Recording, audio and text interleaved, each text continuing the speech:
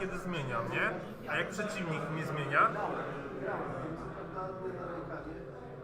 bo jest napisane bezpośrednio, że kiedy ja zmieniam, tak? Ale pytanie jest, co jest jak przeciwnik mnie zmienia wtedy?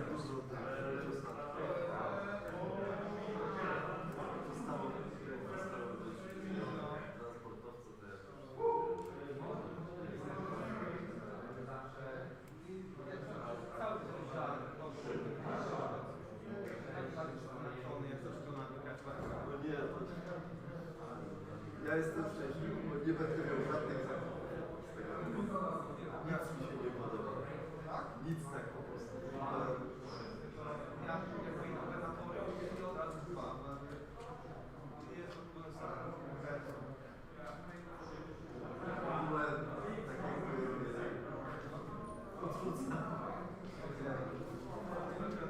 Nic mi się tam nie podoba. Żadna struktura, żadna teoria, skills, o ile to późniejsze jest okej. To tutaj jest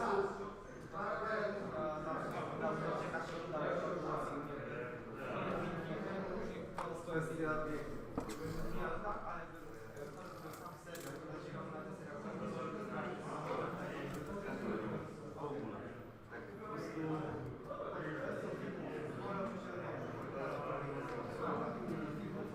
Guys, if anyone is watching us, just please let us know if you can hear us on chat.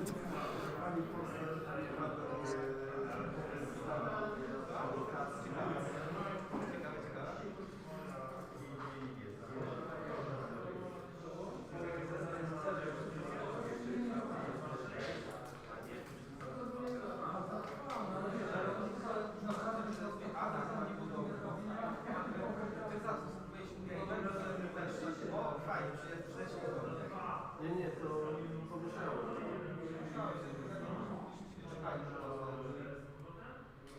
Znaczy mogłem poczekać rundę więcej na zbieranie żetonów.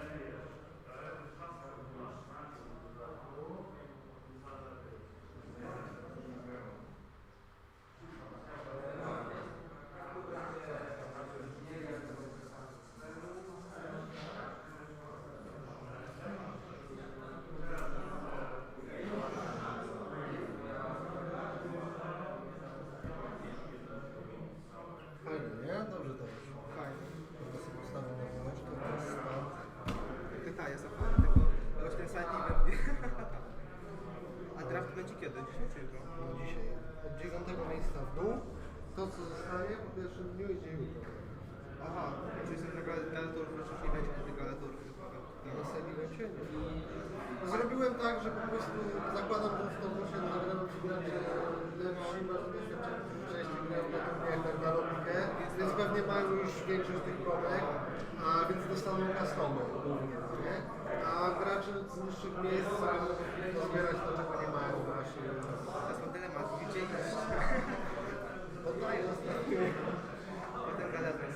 I tak dwójką nie grał gladiatorem, więc... A ja grywam właśnie, bardziej niż jeden. Tak, a na zdjęciu były 4, a to są 2 tylko.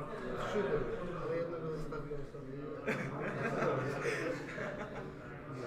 To zajebiście wyszło. Nawet bardziej mi się przyznał, szczerze podoba. Może na to, że zawsze nie, spoko wyszło. Ładnie to Jaca pociął, no super. Cieszę się, że tak wyszło z nagrodami. No, szkoda, że gra mało osób. Ale chyba COVID-a musi. Wojtek to chyba nie COVID. Wojtek mówi, że COVID. Wojtek miał wczoraj tą rocznicę ślubu. To jest ten COVID. Wiesz, do knajpy Bynajmniej nie 19. To tak mi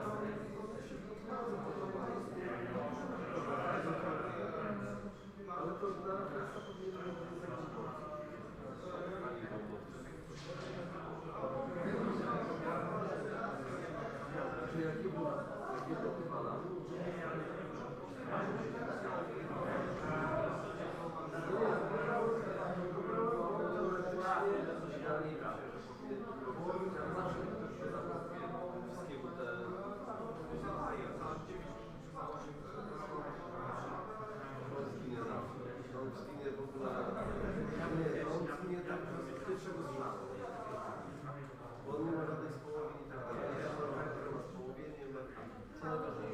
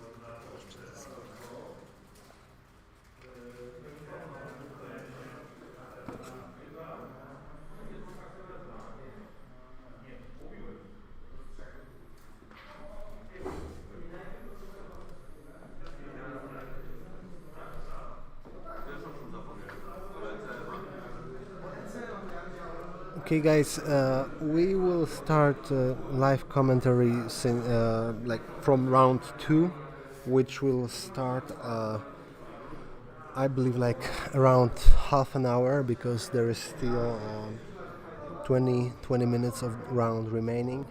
So after that, we'll have a short break, and then the round 2. So just stay with us, and we'll start.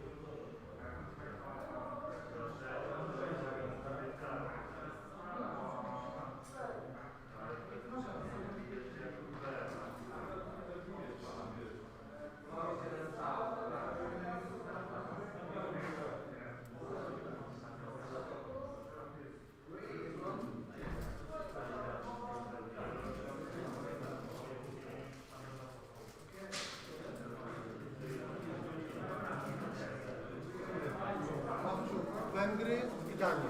Wągry, sranie. A, jeszcze link. Specjalnie mi wylosowałeś z Kucianem. A, wysłałem ci. No, wiadomo. Bartek ma auto... Żebym siedział na baju i ci pomagał. Nie, Bartek ma autostradę do tego, na jutro. To na jaką grę zmieniamy? Zależy, na kogo będę trafiał. No, z dychą to na pewno na nikogo łatwego. O, top 4 by mi się przydało, bo tych żetonów nie zamówiłem jeszcze od Jacka. Nie musiałbyś malować. No. Ale to było uwłaczające. Musiałem malować 4 najlepszym graczom. No przecież tylko 4, no chociaż nie, na top 8 jeszcze wziąłeś? Nie, no top 8 to nie chcę, bo będę musiał przemalowywać na swój plan. Top 8? Ale to jest okej. Ale ja mam rajny pomarańczowe. No wiem. O, ty z gapiaczu, ja też. Tak.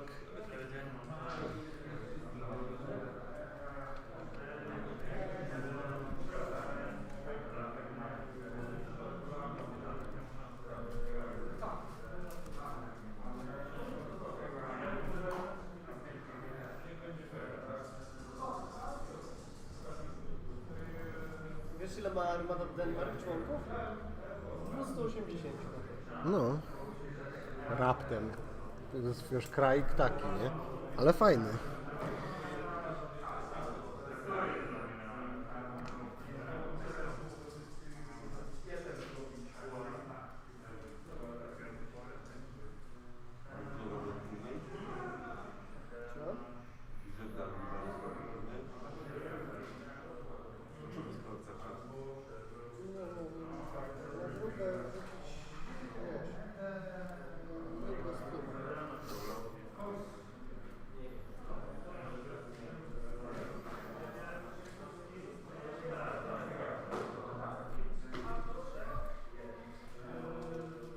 I Madziary, tak?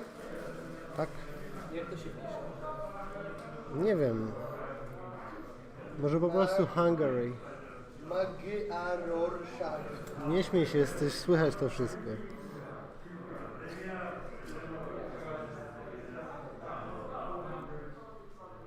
Ale ja się śmieję z własnej ignorancji, człowieku. Ale wczoraj gadaliśmy nawet o tym, nie?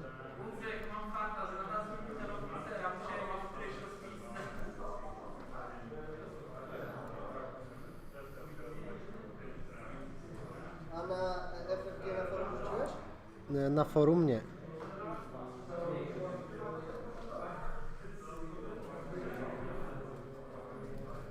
Daniel nie myje pupsztala. Rzuć na forum FFG, bo Amerykanie głównie z tego korzystają. Na Discorda poszło, a Discord jest bardziej, wiesz? No.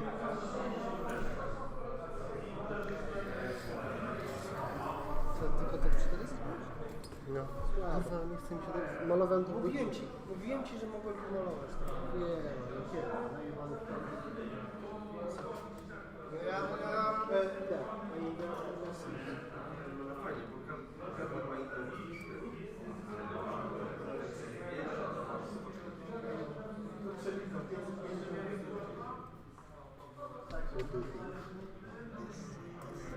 Seems nice, yeah? I thought so.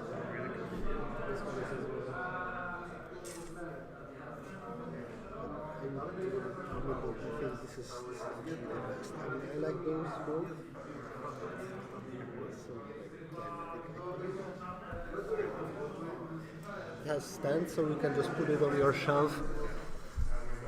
Okay.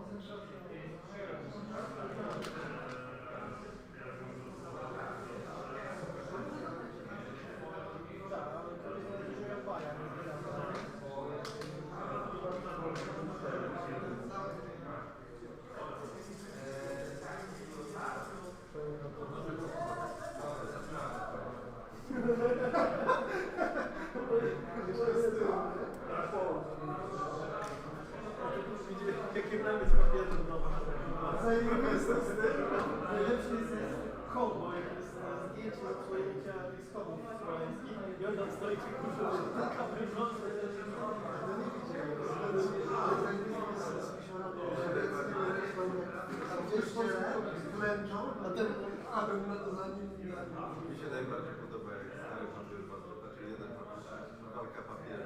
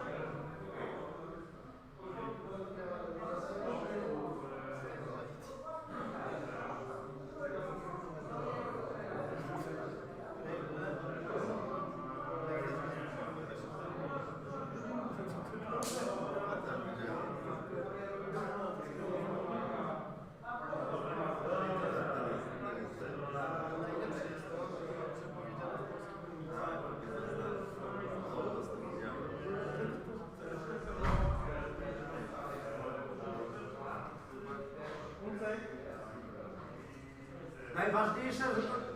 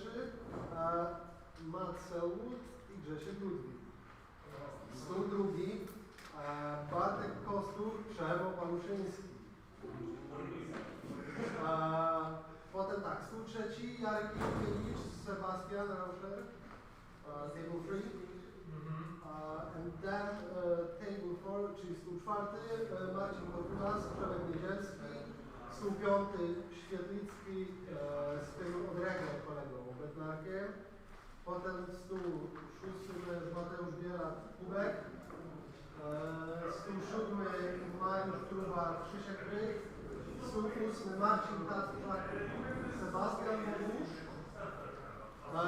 stół dziewiąty Łukasz Wawrzyniec Kościelniak i Marek ma baja.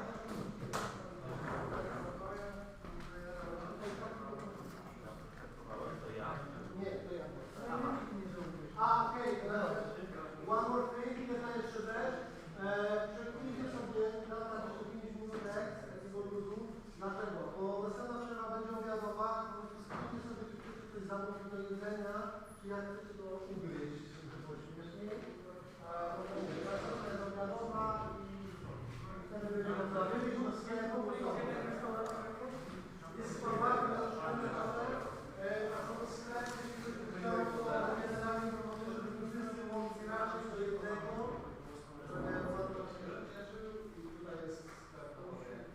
Ja czasu nie jest obiadowa, 40 lat.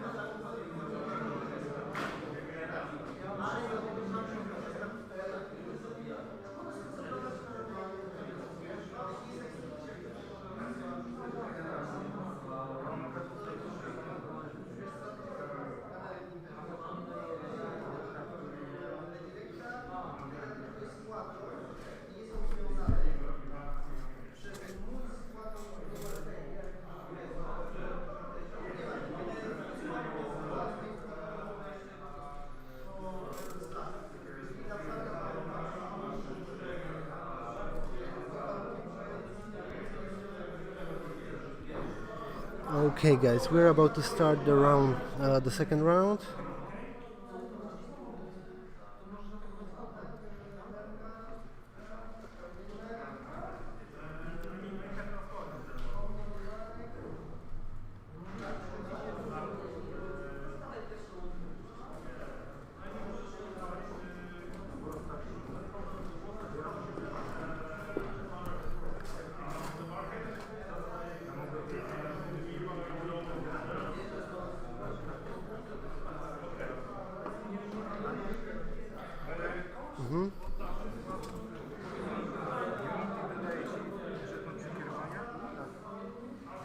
Kiedy atakujesz eskadrę, jeśli jest związana z eskadrą, z sojuszniczą eskadrą. Ona też zostaje?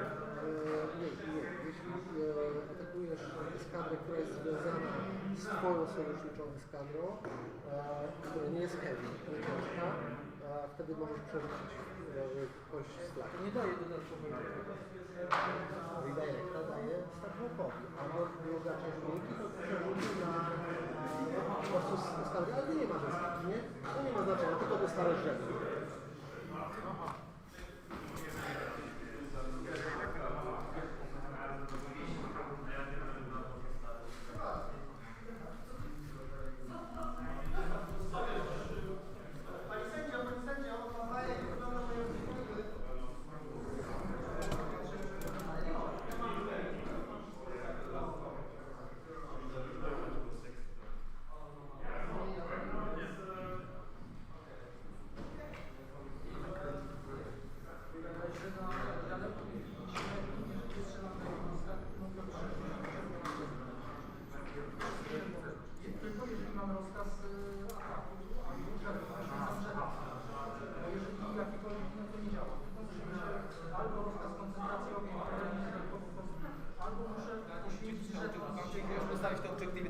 Nie, powiedz mi jaki gracie objective.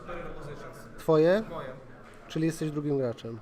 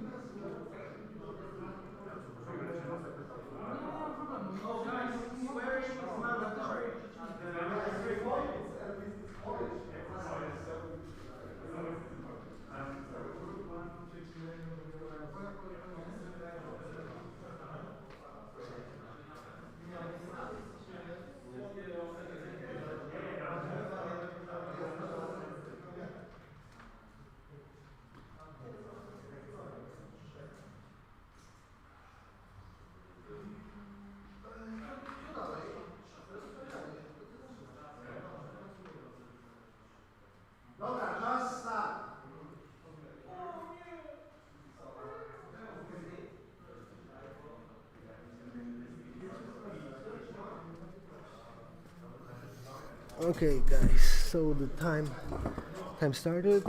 I think as actually we're starting real streaming right now because with the commentary, of course, as the round one was just delayed for the technical purposes. So the stream starts now. So I can introduce myself. Some of you probably may know me as I'm active on Armada Media under the nick Black Admiral. So thanks for watching this, guys, and have fun. Today we have a Polish. Generally this is Polish National Championship. I mean, this is fifth such tournament. Of course, due to the ongoing situation around the world, this is not an official tournament. I mean, not an official one, not official nationals, of course, because we got some official stuff. I mean, the prizes, but mixed with customs. So let's say kit is we can say it's just prepared specially for this tournament. This is fifth Polish nationals. Of course, we decided to call it Polish Masters just to underline the fact that this is not necessarily official championship. However, as the situation in Poland is not that bad and the regular play is back to the shops, the LGSs, and we're basically just playing Armada face to face. So we decided that we want to run such a community tournament. And here we are. Of course, it has some. There are some things that are caused by COVID, which means I'm referring to attendance. It's only around 20 people. So of course, the numbers of admirals today is affected by the ongoing situations. But still, I believe. The best Polish players, most of them are just here to compete for the fifth Polish champion title and for the trophies, of course. So today we would have 4 rounds of Swiss, which remain. So 3 rounds remaining, including this one, and after that, the top 8 cut tomorrow will play additional 3 rounds of Swiss, and in the meantime there will be a side event, the Task Force Championship. So as you know, recently Task Force format is a bit more popular because it was introduced in the Rebellion in the Rim campaign. It's pretty fine. I mean, especially that the new factions are coming, and starting with those only ships from first wave, it will be only possible for the players mostly to play just the task force with those new factions. So we would like to introduce it to the players. So that's how we are going to encourage people to play task force as well. So tomorrow there will be a tournament with also very good prizes. Thanks to our supporters, which is Jack Customs. You can check out his acrylic stuff, and not only acrylic, just stuff from Armada like templates, etc. Also, Gozuki 3D is let's say our local provider of the 3D printing. So they are supporting our tournament today. And what else we can say about the tournament itself? I think that's pretty much everything. There are 2 guests. I mean, there is Sebastian from Germany, who came from Düsseldorf to play in this tournament. Of course, as the COVID situation is ongoing around the world, this is one of the, I would say that this is one of the most attractive tournaments of Armada at this stage. So I think that's why people decided to participate in it even from abroad. And we have the other visitor, maybe not necessarily visitor, because Matt, who you can see on a stream right now, lives in Poland for, I believe, 10 years already, but he is from Great Britain. I don't know exactly which country, but he lives here, so we can say that he's Pole, but he's also partially a guest, we can say. Yeah. So as you can see on a table 1, both players achieved the result. There was a lot of results. 10-1 in the first round. So I believe even on table 2 and 3, the people with such result are playing. And those both guys were just drafted for the table 1. Both made 10-1, so they are here. I actually think this would be a very interesting matchup because, of course, we have a Starhawk. I believe you guys are interested in the appearance of, let's say, those ships that were recently just released. So Starhawks, Onagers, and to be honest, there is a lot of Starhawks. I think like 4 of them, 4 or 5 Starhawks. So it's pretty much, as the Starhawk seems to be like toughest, very tough ship right now.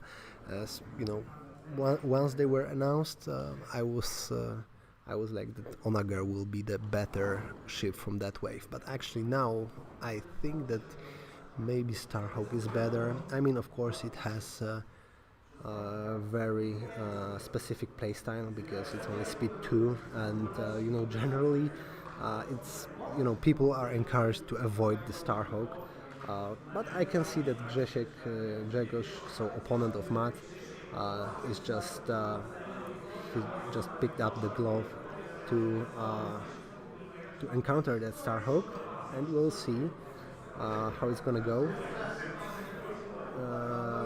Just getting back to the point, there are, I would say, only 2 Onagers. I think like there is not much, only 1 SSD. So we can see a lot of things that were recently released, a lot of stuff from Rebellion in the Rim. We got 1 Moralo list. I would love to show it on a stream at some point. We will see if we'll have occasion, but I will try to do so because this list is led by Sebastian from who came to us from Germany, and he made 8-3 in the first round. So against Starhawk, of course, not killing him, but the other ships and squads. So he managed to kill it and achieve 8-3. So he's at table 3 now. Possibly I will be able to see him in the future on a stream. But let's focus on this game. We can see that Matt's build is very tough. I mean, I don't think that Grzesiek will be able to table him, and also I don't think that this is what he should be aiming to, because in general with superior positions, if you will win the squadron fight, which shouldn't be that hard for Grzesiek with such advantage. Even despite those whiteys are pretty good swath of squads to protect those big ships, but I actually think that Grzesiek should just focus on wiping out those whiteys and then just run away with the ships and score and just put some damage and score many points on the back of the Starhawk. I think just looking at how the ships are deployed. That MC-75 would be most likely flanking the formation of Grzesiek. If I can predict of Grzegorz, if I can predict something, is most likely that Pelta is in trouble. For sure, he won't be tabled because he has a hammerhead. The question is how much he will pay for the points that he will achieve in this result. But actually, I think that he has like a great advantage against mat at this point. So we will see. So what you can see now is the early activations, just formation moving a bit forward and pushing up squadrons further. What I think mat should do in order to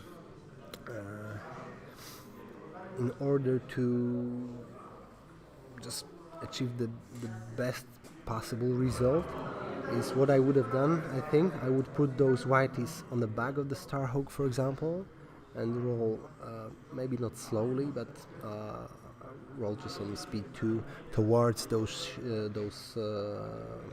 ships of Grzegorz, and protect the rear with the whiteys. So Grzesiek would be encouraged only to put the damage on the front of those of that Starhawk, and then in a crucial moment maybe just attack with those YT 2400s. Just take out some crucial squads in the Grzesiek's build. I don't think it will be possible to take out the Janors because of the wedge, but possibly he will be able to do something. Of course, he just need to watch out and not be catched by them. I mean, he doesn't have an intel, so I would probably start from station.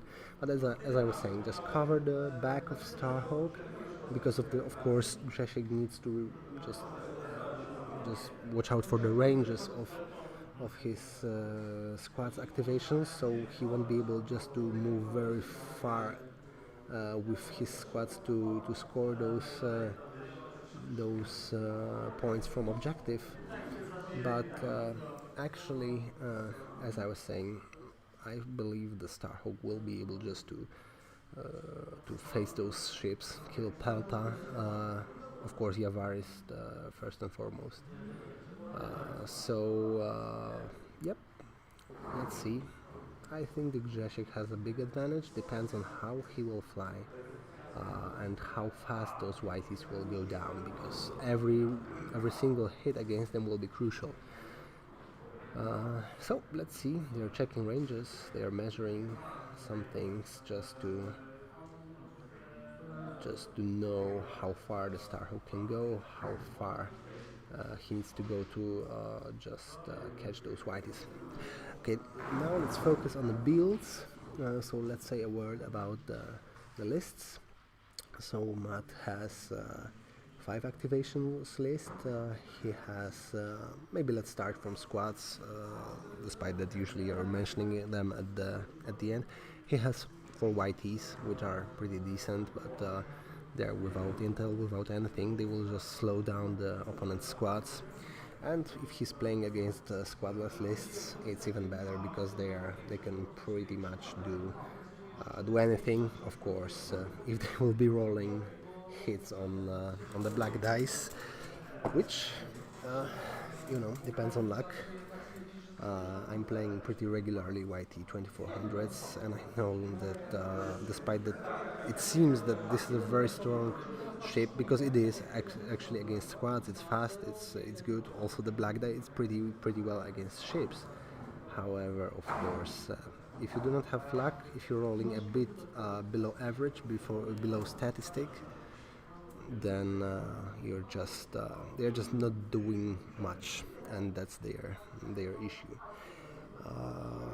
However, let's see at the rest of the list. So he has 2 Gazandis, one with Repair Cruise for the Starhawk. Of course, it's very, Repair Cruise was the card that wasn't seen like frequently before the Starhawk came in, or maybe SSD as well, because generally the big ships, they were rather dying before the Reaper Cruise could have been used. I mean, there was not, if you're taking damage, the hull damage, you're close to dead, to be dead. But Starhawk, of course, has 14 HP plus many tricks with the defense tokens, etc. So it's worth it. It's worth to play the Reaper Cruise. The other flotilla is with Leia and Kamsnet, which is also a pretty obvious choice for Starhawk, because you want to keep that control of dials, of command dials, also for the purpose of the slicer tools, potentially slicer tools. So you have that layout, which is fine, and also ComsNet, which is pretty obvious choice.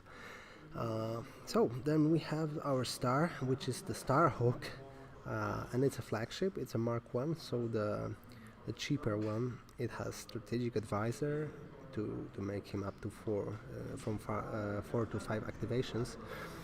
Walex Blisek is of course one of the, I believe, the best choice for Starhawk, and this is again a very good thing that FFG done, like in the case of Reaper Cruise, where the card that was not playable before, maybe sometimes on admonition, is back in the game because of it has his purpose right now. So the Walex Blisek is a pretty obvious choice. I think the default officer for Starhawk, the Starhawk that actually wants to survive as much and tank as much as he can.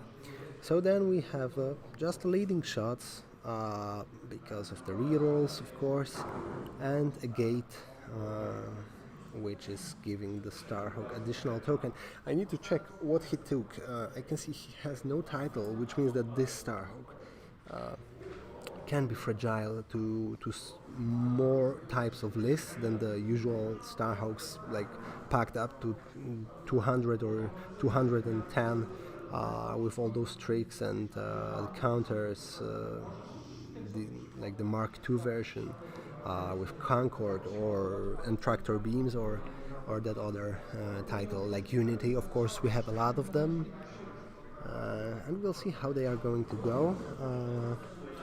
And the flanker here is the MC75, which has Ordnance Experts, ECMs, external racks, and wide area barrage. So pretty rare upgrade, but still playable.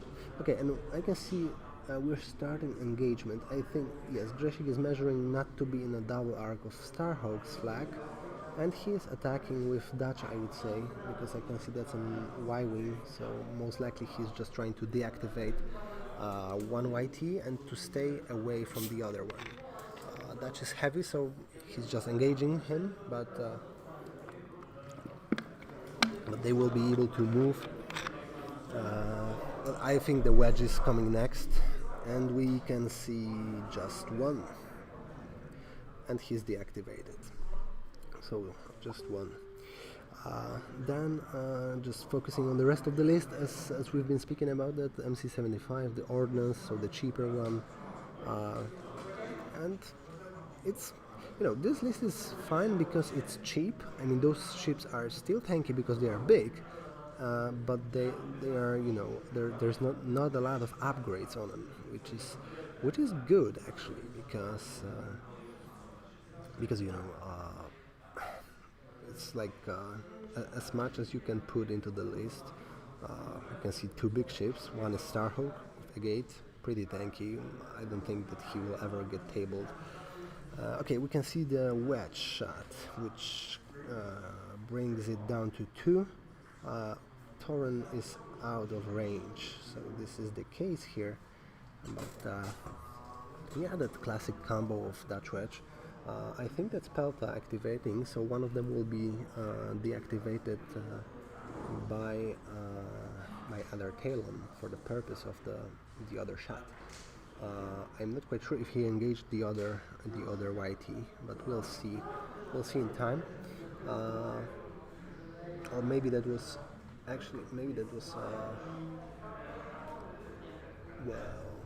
was the flotilla. Maybe we'll see. I will tell you later. Oh no, that's Pelta because here comes the other activation. So yeah, but I think he. Okay, so he's about to move it.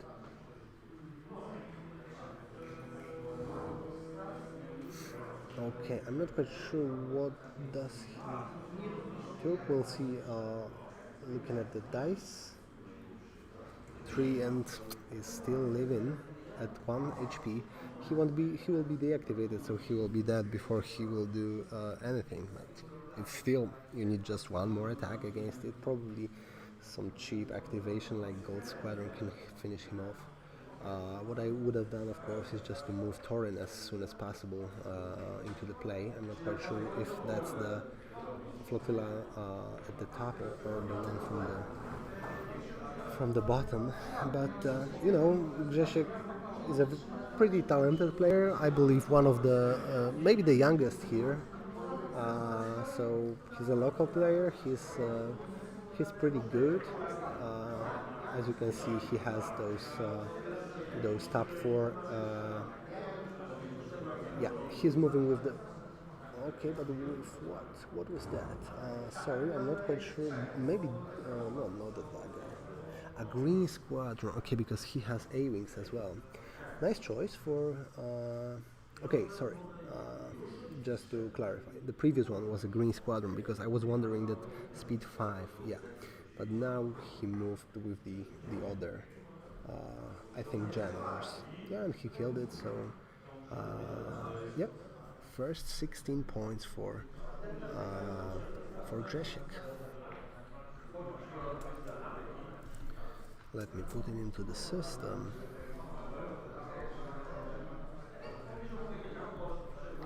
Okay, so now you should see that.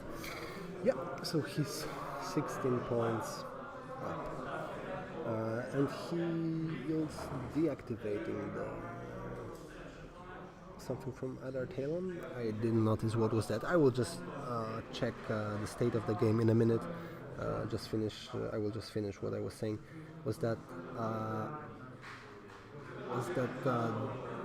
this? As you can see, those rulers from top 4 of Prime Championship, Grzesiek made it in Wrocław this year.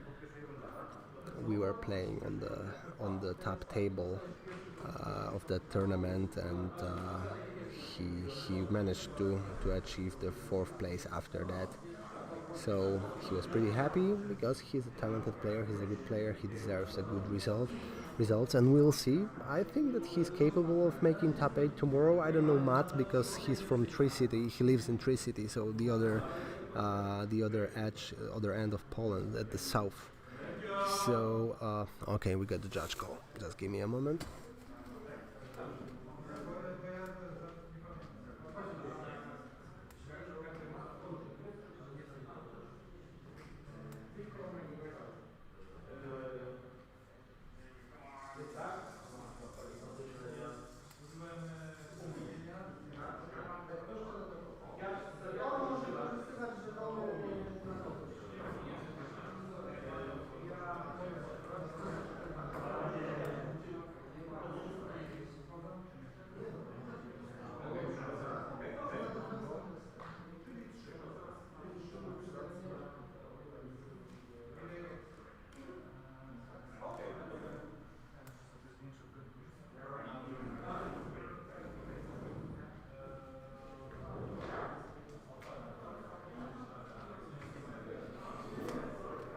We got a judge call, the query of timing.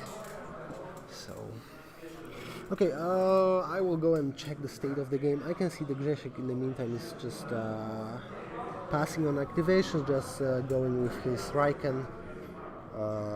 So, yep.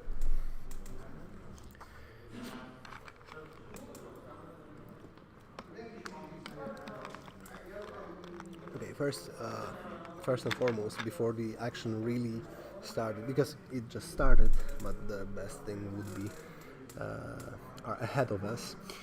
So let's focus on the other list. So on the Grzesiek's list, you know, it's a classic, I would say, Riken Aces, which is still good. I mean, you know, nowadays Yavaris is not that popular because of the Starhawk, because of the SSD. Of course, it can handle some builds with those big ships, but in general, you know, it's not as effective as it was before. So the people are not playing that much with him anymore. Actually, you know, it's still a good ship, so good choice for rebels. rebels are. I would say that rebels generally right now have the in the meta. They have only still the aces builds, maybe MSUs, and Starhogs, because I ain't seen Radus for a while after that change. I ain't seen the other builds. Akbar is pretty, common still, but it's just not that popular anymore. Ten był obok livingów. Słucham? Nie, no nie mogę ci tak powiedzieć. Chcę go wrócić, on chodzi o to, że chcę go wrócić teraz, bo myślę, że zakapiłem w tym będzie nie jeszcze 3 ale spoko. No trudno, no już przepadło. Ja nie mogę wam w żaden sposób w grę wchodzić. We had a question from the table one. So, what I was about to tell you is that this is a pretty classic build. I mean, Pelta, it's, nowadays you just need to have the strong punch in squads and at least pretty good punch in ships, even if they are just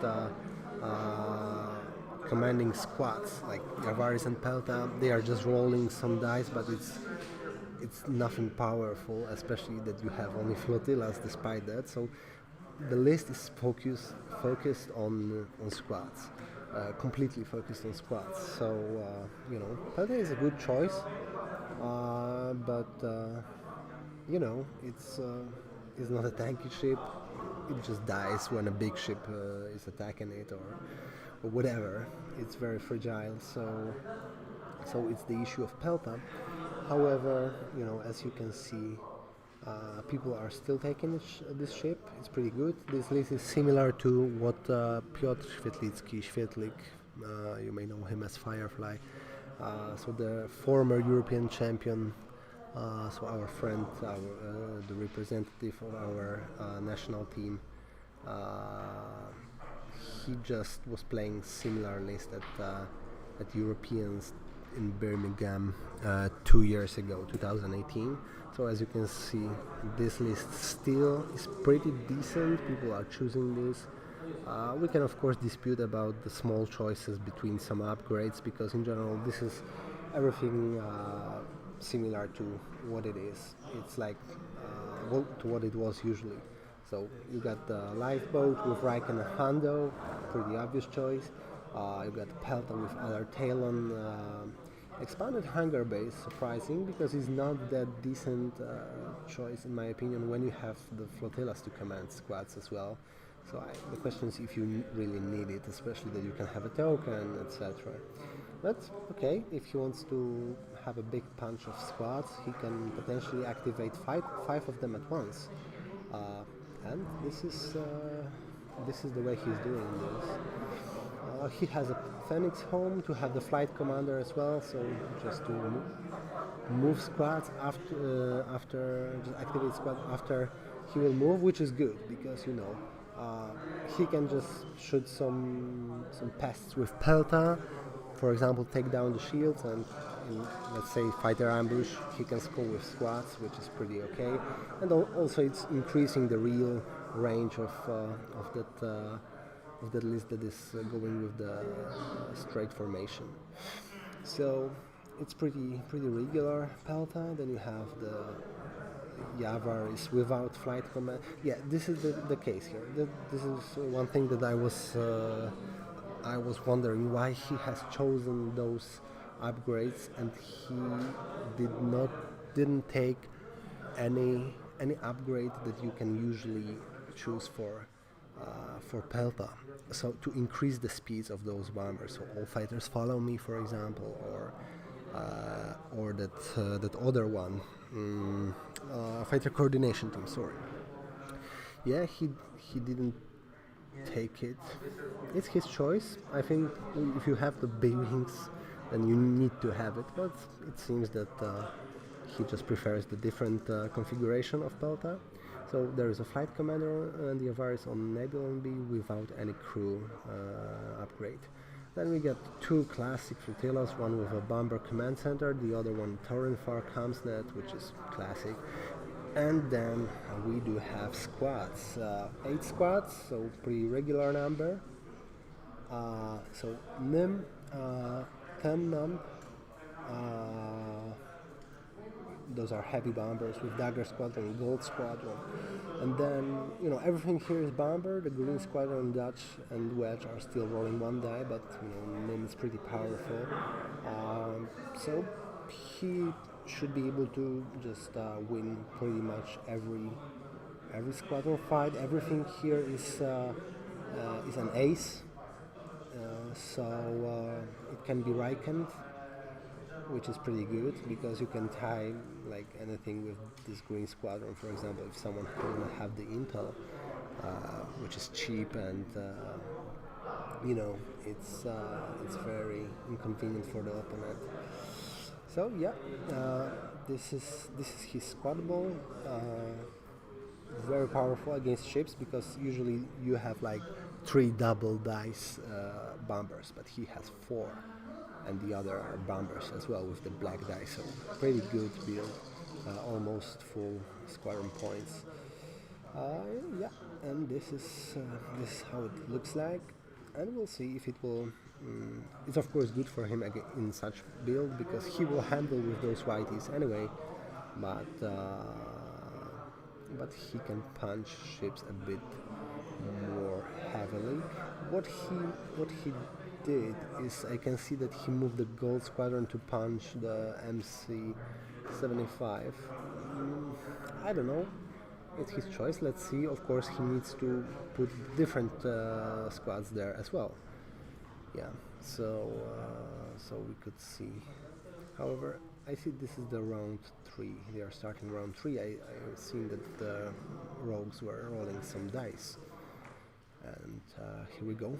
I will just check what is going on there.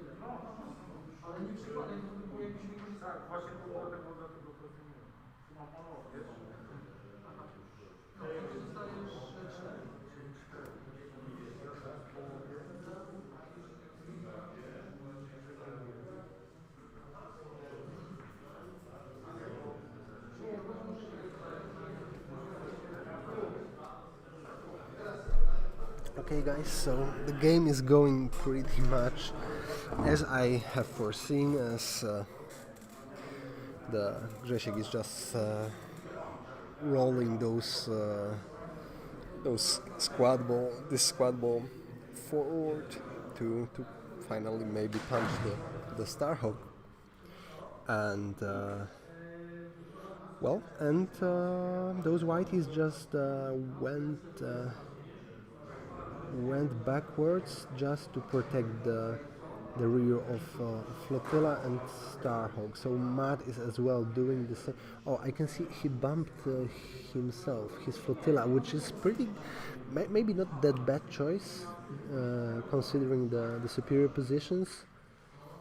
So maybe it's not that bad. Of course, I can see that Grzesiek is waiting with the activation of his squads till the end, most likely, which is a good choice as well. And yeah, so far we got some just small hits on the other squads. I think caused by flak.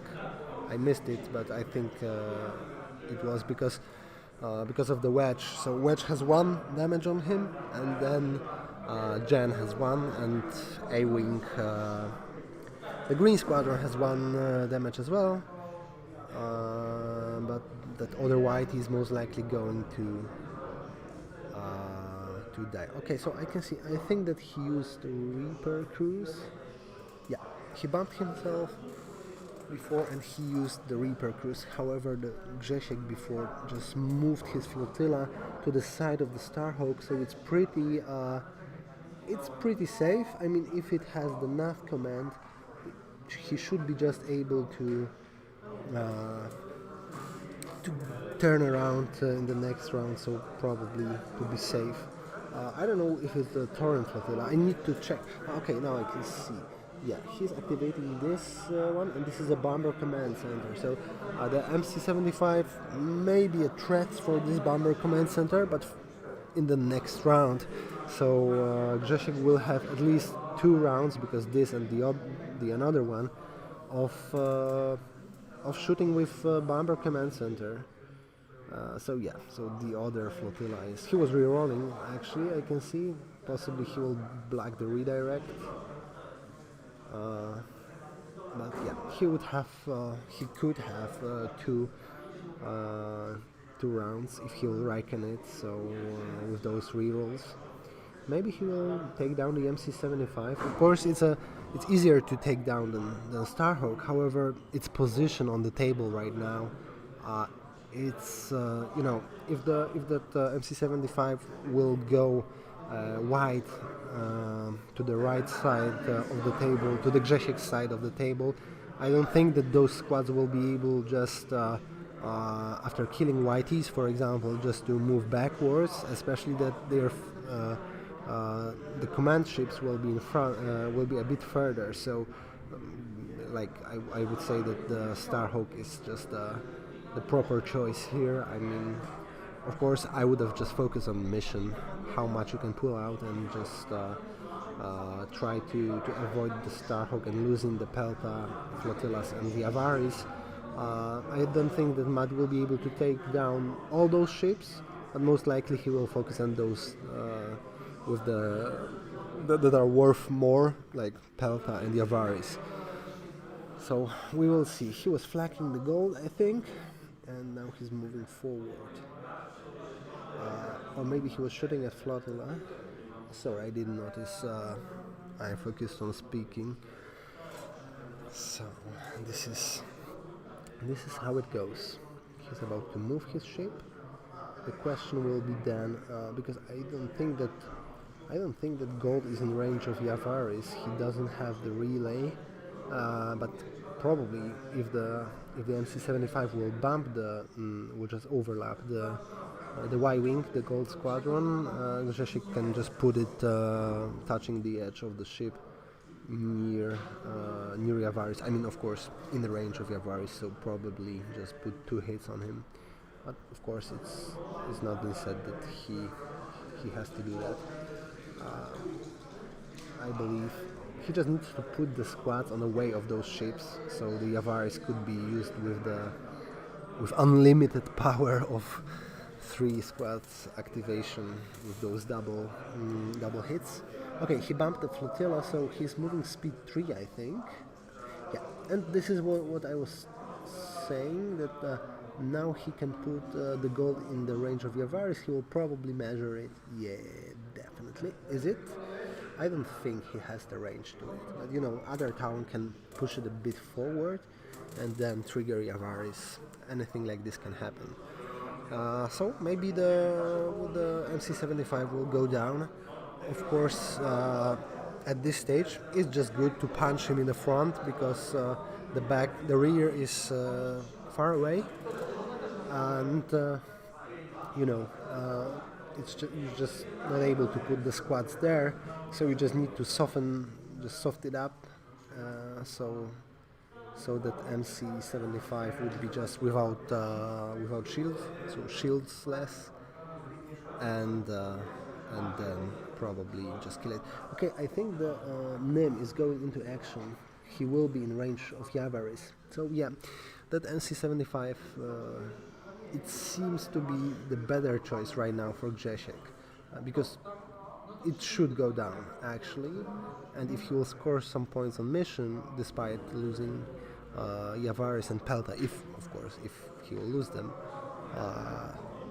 most likely the Pelta will go down, but Yavaris may be able to escape if it will jump to speed 3 and go around the Starhawk and then put some damage to the rear of oh wow, Bomber Command Center?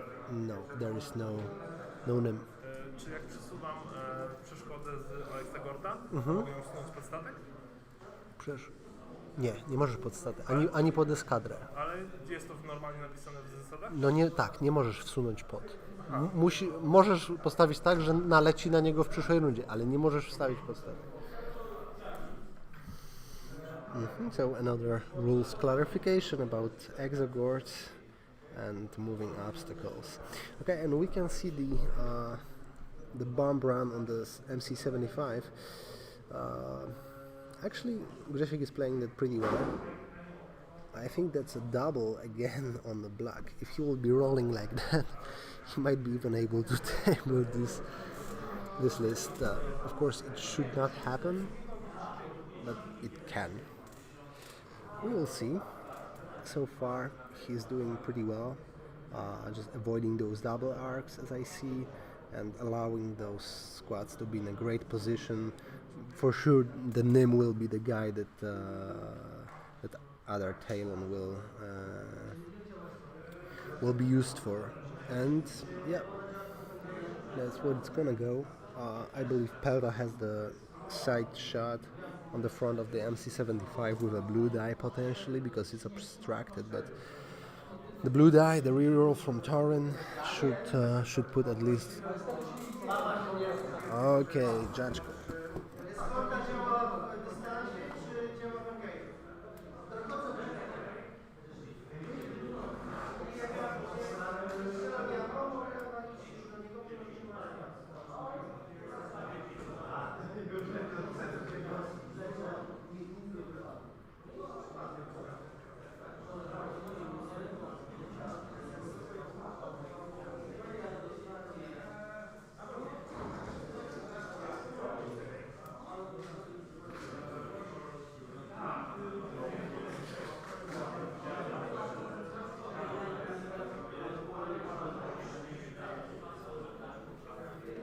Okay. Oh, I can see Wedge.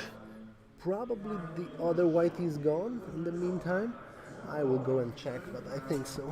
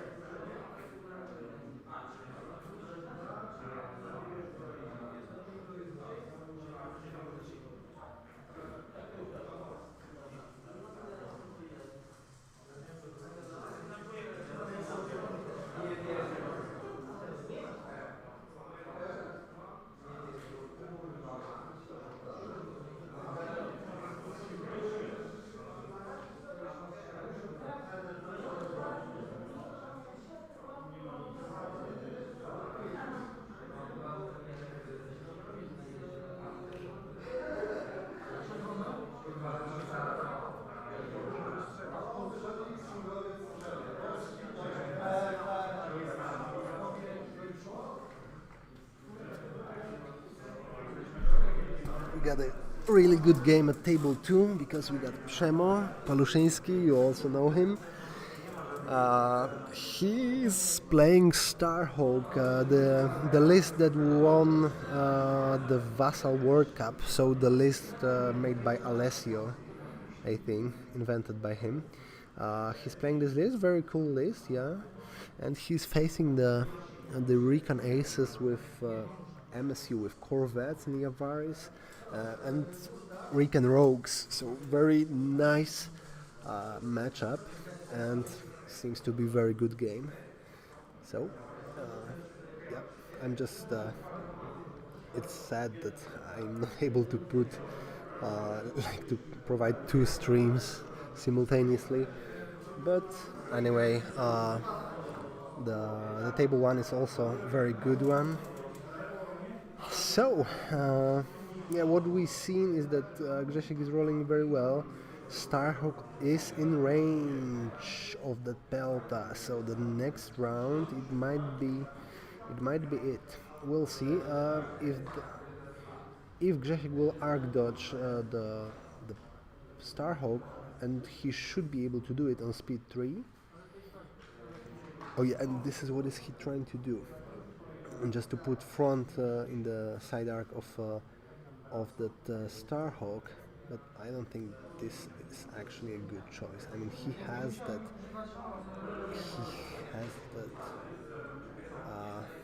Okay, I see what he's done. What he has done. So he moved like that, most likely because of the activation range for the squads. I'm wondering if he will be able to shoot right now, but I assume that this is what he's trying to achieve. Yes, so the other whitey is down, yeah, in the meantime, so it's 32 points for Grzegorz, but seems that he's... Oh, so that was Nim, and Nim scored a crit. Most likely redirect will go out. But anyway, if you're rolling like this, MC75 do not have a very good defense tokens for that. So yeah, so that's a tough one. Another hit crit, very good rolls. I mean, not that it will change something, of course it will speed up the things, so at the end, if there will be a slight difference between some kind of result, then of course this is what counts. But you know, normally you're anyway scoring many hits with the squads. So, well, the question is if the Starhawk will focus on the Yavaris, and I think that's what the Starhawk needs to do. I believe only the flotilla and squads will survive that, but Grzegorz should be able to keep it like this and to win the game. The question is, of course, what will be the result, how many points he will score. So yes, looks like they had some kind of discussion. Okay, he's re-rolling just precision. So just accuracy, sorry. In Polish we call it precision or aim, whatever. There are a few names for this icon, and of course it's accuracy. Yeah, so we can see that Grzegorz is still rolling, but right now, is he attacking Starhawk? I don't know, to be honest. I mean, he's a good position right now. Of course, I would have focused now on MC75 in such situation, in those circumstances. But of course, he knows what he's doing at this stage. I mean, of course, because of the formation. What we can discuss is that if using the superior positions ability, oh, another hit crit, goddamn. If just seeing the setup of the opponent, if he was able to just put, like, you know, use the formation to create a formation that would avoid those arcs of those ships, and you know, and just make sure that the Yavaris will survive, just to save points, that Pelta will do it as well, and maybe Pelta, maybe not, because it's speed 2 ship, so it's most likely doomed since the beginning, but Pelta can move towards the Starhawk or the other ship and just block it with the Raiken's ability, put some damage on it from the front, because it's better. 2 reds and 2 blues, I think. So yeah, so possibly he was just able to, you know, flank with Yavaris, play it a bit,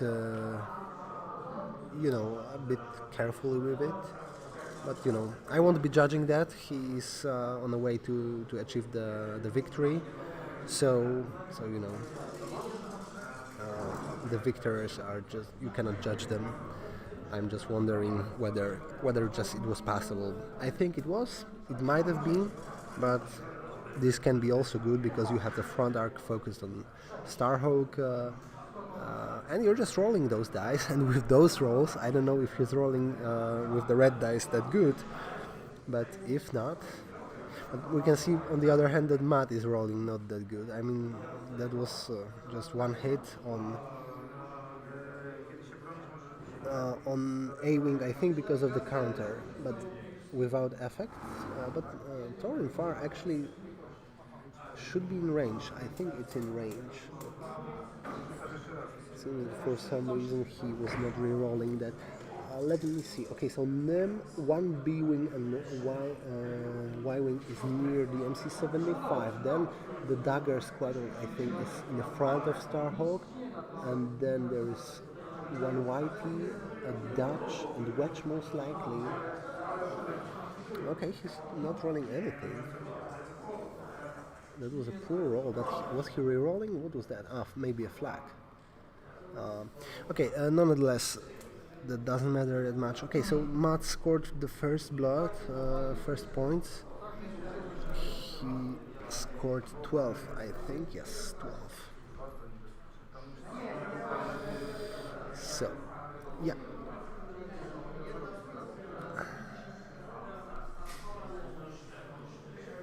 So it's going slowly forward. I will check what is the time. I think they have 1 hour.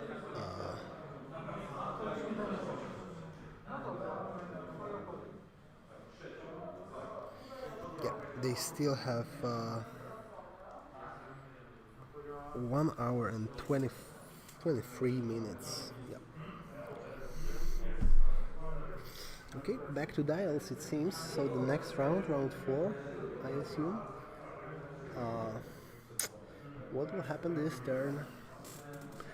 Most likely some ships of Grzesiek will be dead.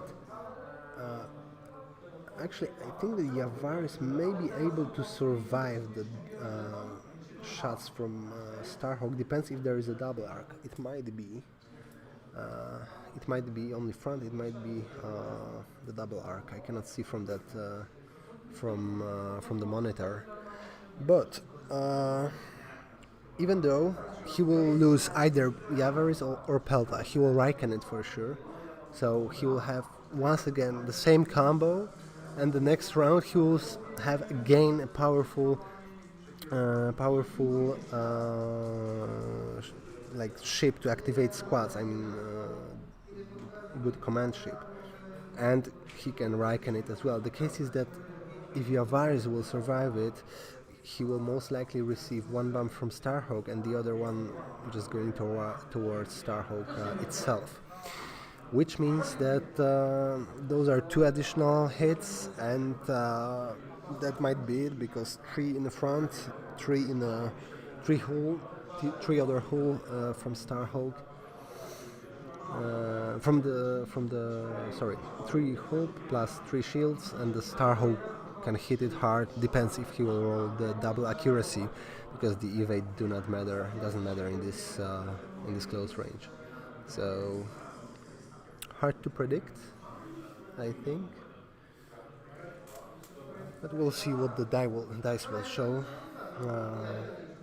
Starhawk has the leading shots, so he might be able just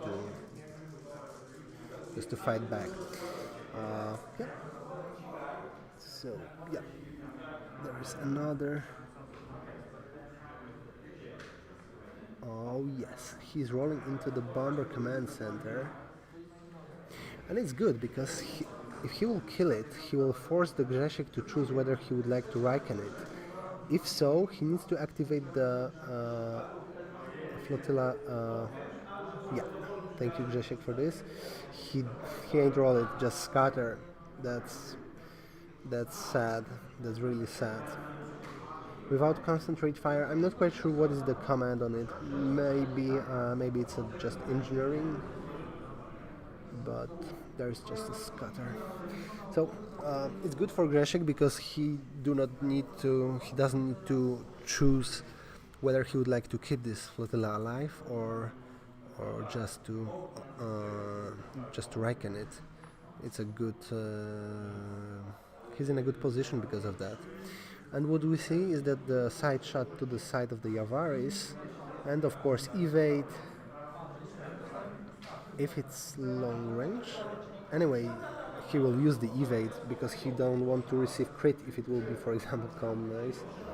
Yeah, he's bracing and evading, so he's just taking one to the side and he's pretty safe. You know, calm noise on Yavaris, it's the worst thing that you can that you can actually pull out for the obvious purpose. But well, that activation wasn't that effective, especially.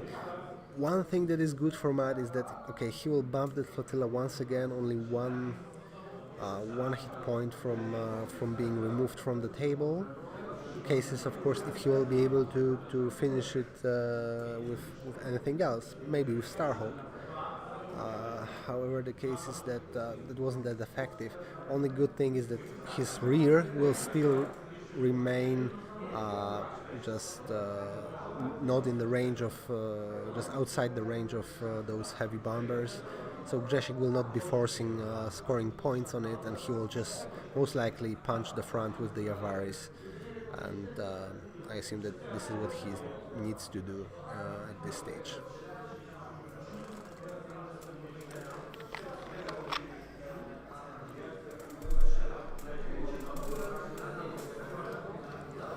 Okay. I will see what is going on down there, what is the shield state, etc. And I should be back in a minute.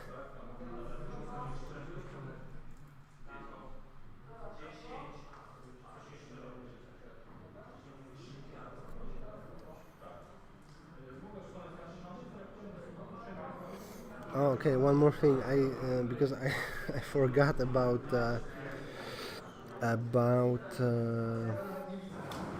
chat, but we got some comments replying to Mr. Wawrzyniec. I think that's Adam. Shoutouts to you. I'm glad that it's good to that you're hearing it as well, and that you like it. Also, yeah, the Wawa is playing with rebels, despite his Imperial by heart. What we can see, what else we can see? I can see Florian has, I believe this is the TO of the London Masters. I hope that Florian do not have anything against us using the similar name for the tournament. I love the idea of London Masters. It's a very good, very good community event. So this is, the community events are very fun because it just requires some kind of engagement by the people who love the game, and this is what we love about that game the most, I think. So shoutouts to you. What else we can see? Some nice comments in Polish, sorry. And Frederick, yeah, Pelta doomed from the start. But from the start, when you're creating the list, you can assume that Pelta will be dead. But it pays off. If it pays off, then it's worth it. What else we can see? Mask for second player. In general, the Armada is that. It's a contact. Let's see at the hands of the players right now. They are touching the ships, etc. Actually that doesn't matter. We're just normally living with each other's. People are completely fine with. Those players are completely fine with that. So of course, if someone would ask to put the mask on, then of course we can respect that. But if in that type of context, the mask is not changing anything. So I totally just understand it. Sitting 10 hours or even more, 11 hours in one hall, not that big, pretty big, but not that big. With those people, it's hot out there, so it's very tough. The people decide if they want to. This is, it's the most fair thing right now. I think that people can decide, and they decided that it's okay. So Yep, so that's how it is.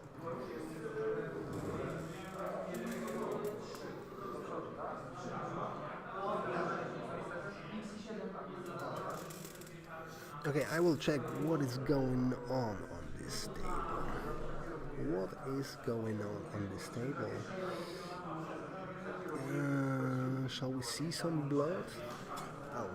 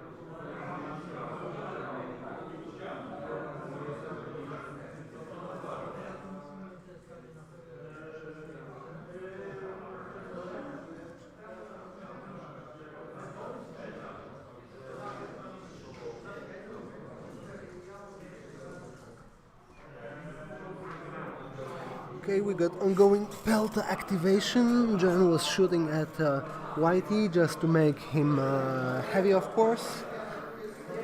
And yeah, and he still lives, actually. Oh yeah, but now what we will have is Gold Squadron, 2 hits, and the point.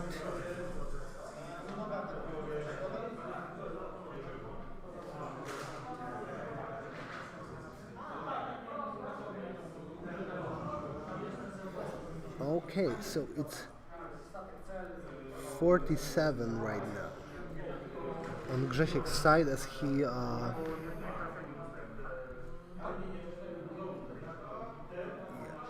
oh, again hit crit. Was it on the rear? I don't think, because he did not took token. I'm not quite sure. I missed that as well. Okay. Anyway, it's 47 for Grzesiek's now, and those whiteys are. I think they are just barely living. They will be dead, and then as much as Grzesiek will be able to score at the rear of those ships, it will be his. Yeah, he rolls. No, that's a side shot. Just one. And I think that was one of the B wings because that was rolling before. Yeah, and that's a side shot from Yavaris, isn't it? No, what is it? It's the side and the rear, yeah? Okay, that was the rear of the Pelpa. What's interesting that the MC-75 is in a position where Matt will be shooting at the rear of the Grzesiek's ships, so he will score the points as well. Well, there is still plenty of time. The question is, in the round, but the question is if there is if they have time to, just to. If Grzesiek has time for his ships that are just commanding squads. Yeah, because his carriers right now are just they are in cluster. They will die at some point, but we are just looking forward how long they will remain. I will go and check the Yavaris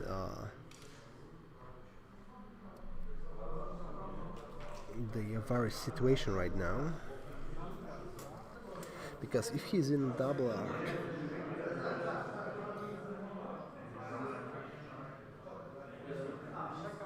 okay, so that might be the bump. No, actually no, he fits. But the Pelta will be in a double arc of Matt's Starhawk. The case is that he protected himself. The Grzesiek protected himself from being bumped by that Starhawk. Possibly he has the NAV token, so he can.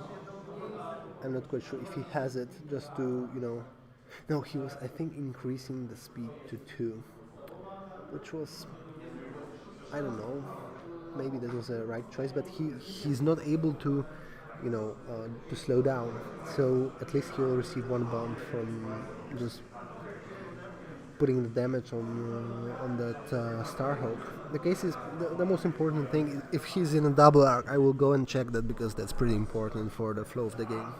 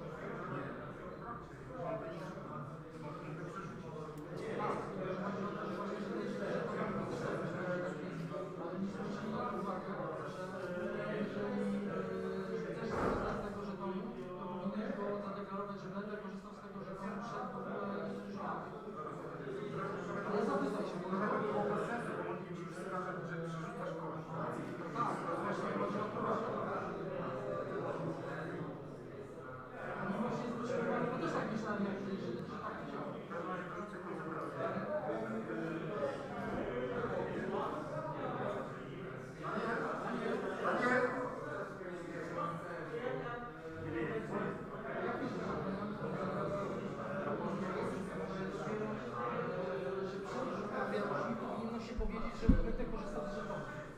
A do tej pory ja wcześniej myślałem, że Ale kwestia jest taka, czy to jest koncentracja prosta, tak? To jest ciężko, że tak. Ale nie zadeklarowane, że zrobisz się o. Więc o co chodzi? Teraz nie możesz dawać rozpocząć rozkazu. Jeśli używasz do nadchodzi moment wykonania kostki, to decydujesz. Ten dorzucał, a jest żetonu. Tak samo jak robisz manę. Ale to chciałem, dlatego powiedziałem, że najpierw wyrzucę i zapytam się Daniela, czy mógłbym zrobić ten ruch. Że... nie, no chciałeś najpierw z żetonu przerzucić kostkę, a później dorzucić się z tego. Generalnie jest tak, że masz dorzucasz korzystam, że tutaj na tej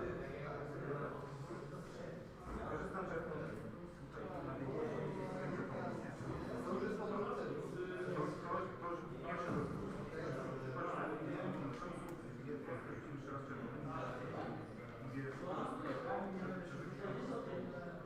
Potem mówię, dorzucę koncentrację. Zawołać się ciebie. Może jeszcze najpierw że tak, koncentracja. Ale do tego sam używa. Tak. No to zadeklarował. Czyli tak można, tak można. A dobra, słuchajcie, chodzi o to, że ludzie czasami robią tak, że masz dawno tak, na przykład rzucisz sobie pierwszy rzut, dorzucisz kostkę, a potem jeszcze do tego drugiego, nie musisz dorzucić Czyli zadeklarował, że rzuci, że będzie używał, ale ja mówię, to powolnej kolejności sobie najpierw rzucić kostkę, najpierw trzeba zarzucić kostkę, żeby sobie wiadomo. Ale może zrobić tak, czyli może.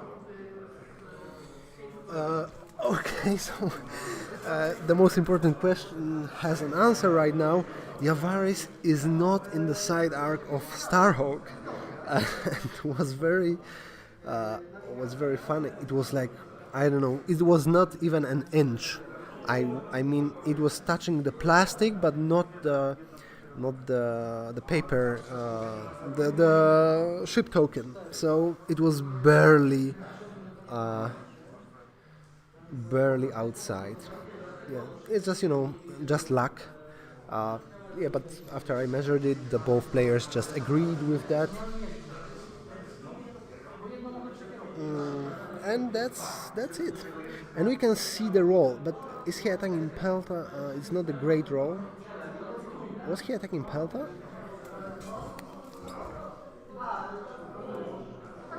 To jest Peltę?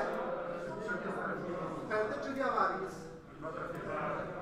Wiawarisa? Okay, he's attacking Yavaris right now. But this is actually a very bad roll because he needs another accuracy to lock down the brace.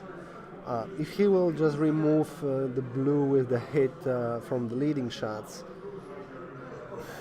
what he might need is to score accuracy on the reds. That's a very tough choice because if he will not roll the second accuracy, it's also a blank actually, because he has 2 tokens right now and he will just survive it. Of course, he can force him to spend the red brace, but that's not a great profit right now. Oh, he's adding. Oh, yeah. Yeah, he's taking out.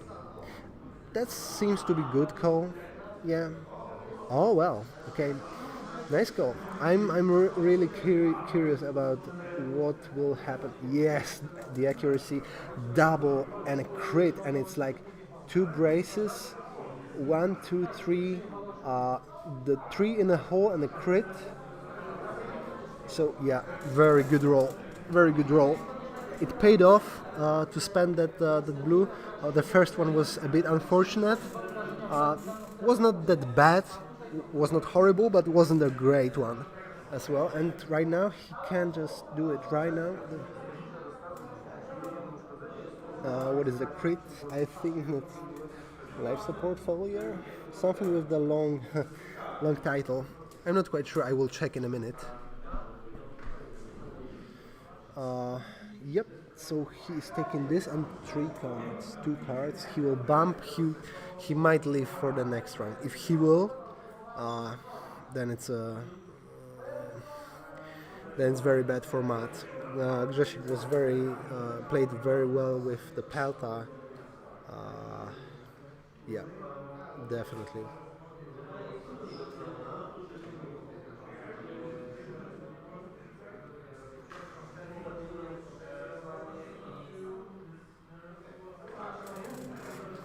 Very interesting, very interesting.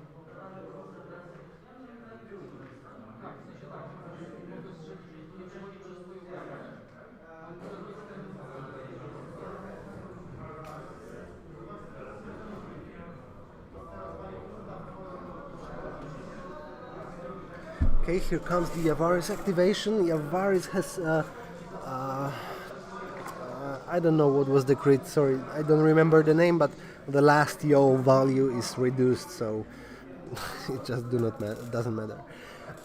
Okay, so Yavaris is now, okay, one transport is dead, I think, yeah, the one with the bomber command center. Or the other one? I'm not seeing this.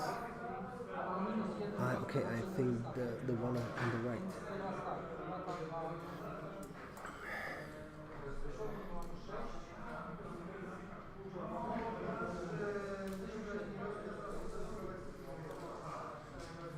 He's attacking Starhawk. Okay, cool. Just one. Sorry guys, I lost it, not quite sure what is going on right now. No, he's attacking the profundity. The case is why the Grzesiek is not taking tokens, he's not attacking the rear. He took additional one, so it's 62 right now, and the other flotilla is dead. I will find out which one. Yeah, so they just miscounted something. Odd, but he's dead. Okay, so that's a big swing. That's a big swing because the MC75 is 116. 116, which makes it 178, if I'm counting correctly. So it's a big difference right now. It's now on 8-3 and many more. If he will just put enough damage on Starhawk, I think that he needs to take those whiteys. There are two of them.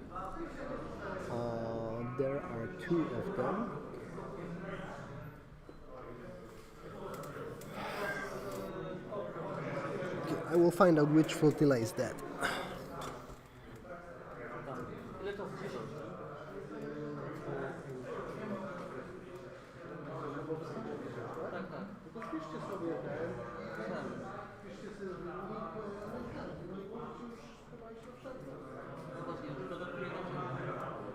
No na pewno do czyli do 35, do 14:35. Godzina 40,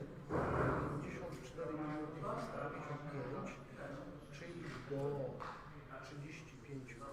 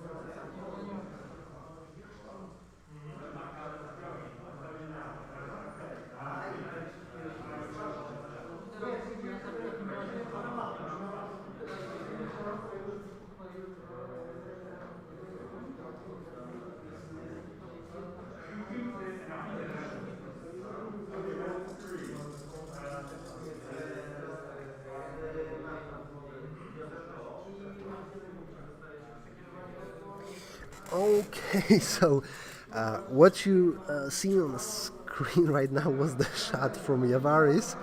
Like not further than 20 minutes ago, I was saying that ships also in this meta needs to punch pretty well. That you cannot make that good with only squads, but actually, as you can see, Grzesiek's ships are doing pretty well. So yeah, so that was definitely a good idea for this list.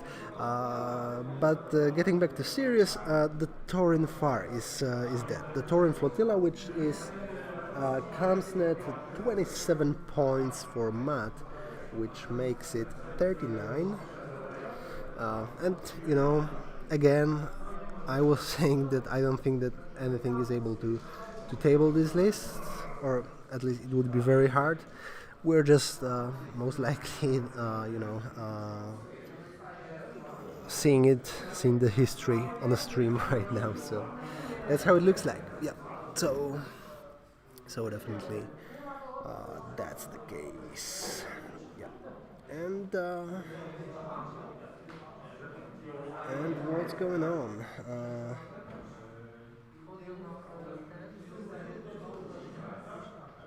Okay, that was a bump, I think. Or no? Oh no, that was a salvo, which actually, so Yavaris will be dead because of that salvo, I think. It would have been better just to not roll those 5 hits, but it's no. He will be dead. He will be dead, definitely. Yep. The question is, of course, if he'll bump Pelta or yeah, he's going down. Yeah. Definitely. So another hit on Starhawk, but the Yavaris is dead, which is 65 points. Actually, Matt came back a bit. It was 39 plus 65, 104, if I'm not mistaken. Yeah. So it changed, and now it's a swipe up because, of course, the Grzesiek still has advantage. Most likely he will kill those two whiteys, remaining whiteys, which would make his just score a bit better with 32, and possibly score points, maybe kill Flotilla. We'll see. He still has 2 ships that will be activating squads next round, and I think that another whitey is dead. If I am not, yeah, another whitey is dead, which makes it 16 points more, already 16 points more, so it's like 194 right now. So advantage. Okay, we got a judge call, I think.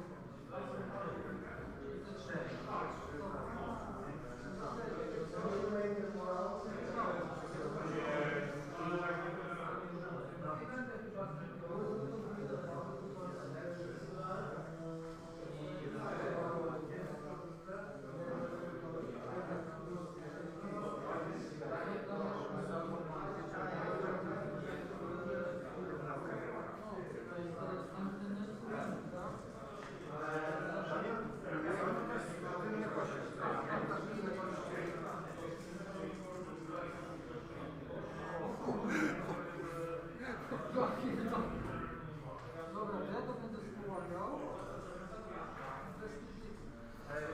Daniel, a czy Intel działa przez albo? No to jak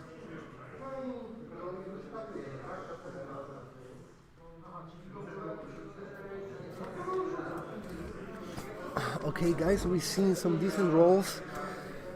I missed some action, but I think that actual score is good. Oh no, I can see the other flotilla is dead, isn't it? It is. Okay, so flotilla is dead. But okay, surprisingly, this is the one with a bomber command center. Okay, so 6 points for Matt, and he's coming back. I mean, if he will kill Pelta, I'm not quite sure if he already ain't done it, because this is pretty good roll on the front. Ah, the double. Okay, people are rolling perfectly today. What you can see on the screen, also on the nearby tables, like not further than 1 minute ago, I seen a salvo from Mark 1 Starhawk, 2 doubles on reds and hit crit on black, and Intel officer. So brace was just discarded.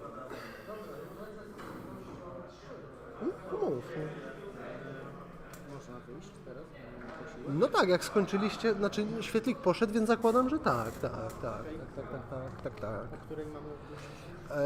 Jezus, już ci powiem, podałbyś mi ten, albo dobra, pójdę, albo dobra.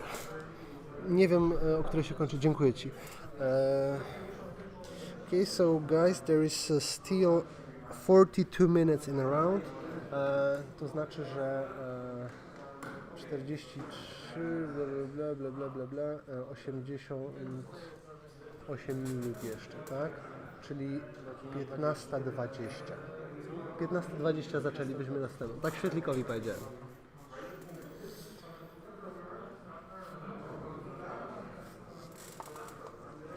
Yeah, so still 40 minutes. And we got already some results. And then we will be able to get back to play. 15:20 would be the next round, because we will have the break now, 45 minutes. Yeah, so we will finish up at like 8, or of course the local time. So sorry guys, I just do not have the comparison which time exactly. It's, I believe, like plus 2 or plus 1 hour in comparison to UK right now, and it's like 7 or 8 hours difference between us and Chicago. I don't know about the other regions, so if you're watching us from Europe, then it's pretty much the same, and of course if you're watching us from hopefully what I seen is that I believe the people from Australia were interested in our stream, so I have completely no idea what time it is there. I just hope that you are watching us, guys. If so, you can just leave a comment on chat on YouTube. We would appreciate to see if you're with us.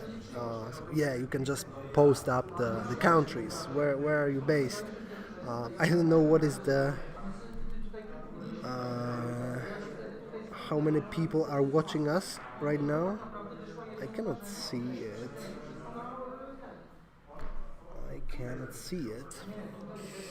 But anyway,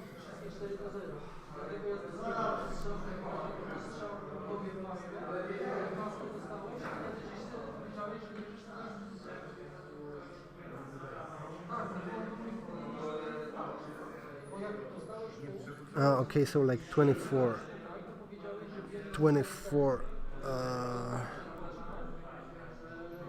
watchers. I don't know if it's good result. I mean,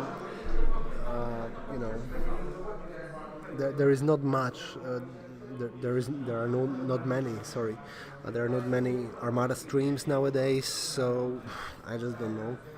I have hope that you are guys watching it, as I believe this is one of the tournaments that you can just watch it, and I don't know what will be the next occasion to watch any Armada tournament at this level. Okay, I'm curious because I can see the table 2, which was quite interesting, just already finished.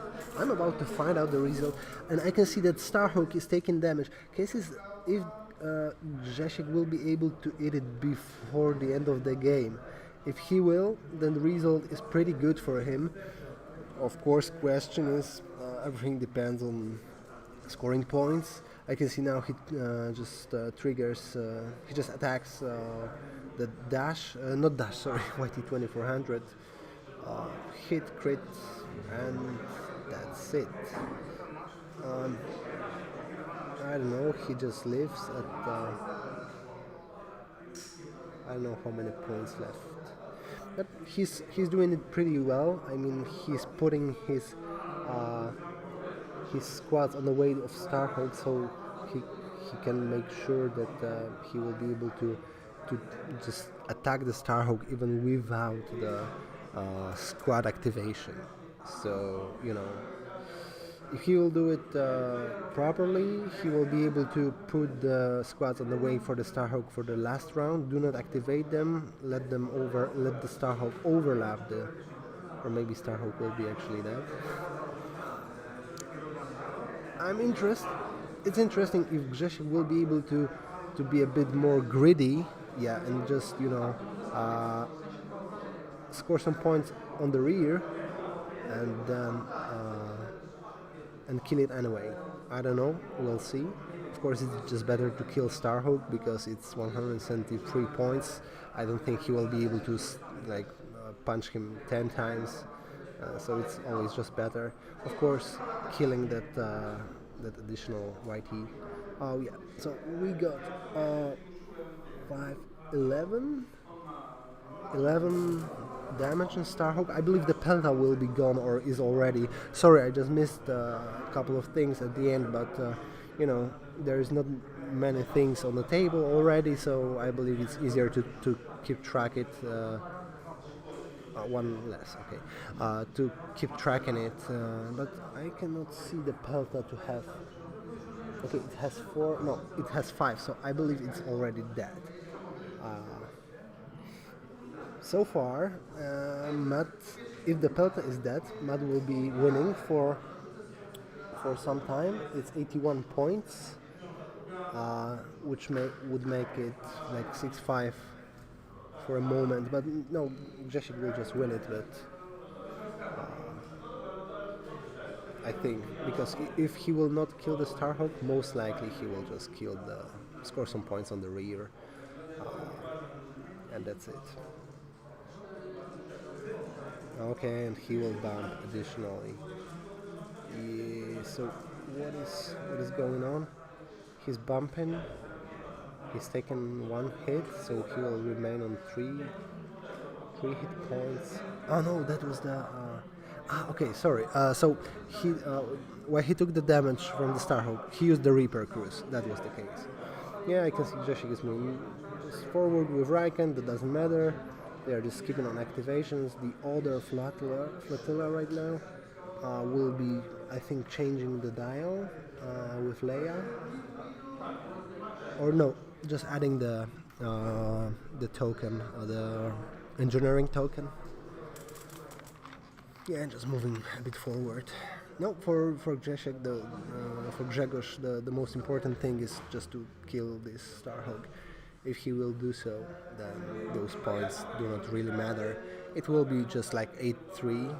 It's a tanky ship. Maybe he will be able to score some points at the rear to make it 9-2. But 8-3, it's a very good result. It would put him on 18.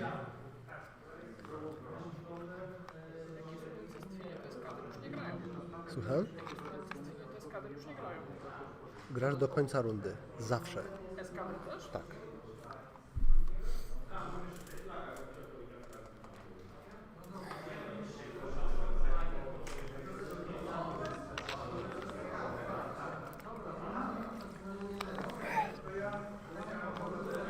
we ain't got that many judge calls, some rules clarifications, just like this, but not above the average, I think.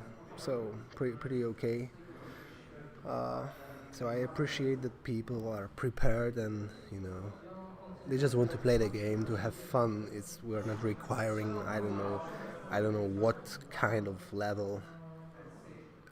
Okay, so here we go. It's the round 6 starting. Starhawk. Well, depends on rolls. If Grzegorz will score some additional points. Okay, 81 for additional 81 because the Pelta is dead. So it's 17. It's 17, yeah. Yeah, Grzegorz for sure will win. This is what I can tell you. The question is if he will be able to kill the Starhawk for a big win, like 8-3, or if he will be able just to score points on the rear of it. But anyway, it's with that many squads, I think he's able to, even not just killing Starhawk. Possibly he will be able to put enough damage, score enough points to make it 7-4. I don't know. He has 7 squads still, I think. No, the Jan is dead. No. If it was, then that YT would have been crucial, but it's not. What is dead is the A-Wing, so the Green Squadron. Yeah. Okay, I will check what is going on down there. It will be interesting. So thank you again for watching and stay with us for today and tomorrow for the top 8 cut. Yeah, let's wait.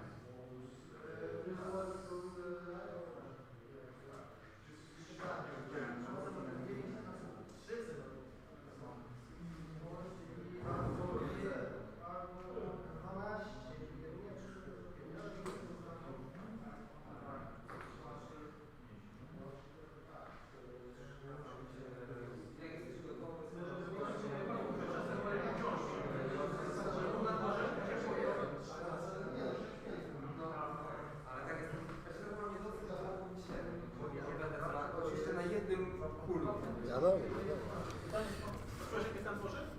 Okej, co? Nie mam pojęcia. Na polu. W Krakowie jest pole. To jest pole Okay, guys, so it seems that Stark has been healed by engineering and flotillas, and they are moving right now. It's interesting. It would be hard actually to kill it, I think. I mean, additional. Matt is right now winning by 1 point. It's because the last whitey went down, so it's 1 point. So Grzesiek will win because he will at least score at the rear, or he will just yeah. And let's see, because he doesn't necessarily needs to put it in the front. Yeah, he has the range. He's putting it in front. He's going all in. Interesting. Yeah, interesting. If what he'll roll? One. Just one. No, two. Just two actually.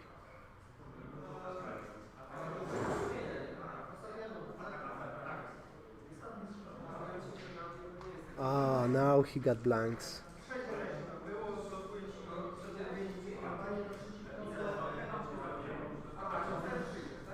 Oh, interesting. 2. 1, 2, and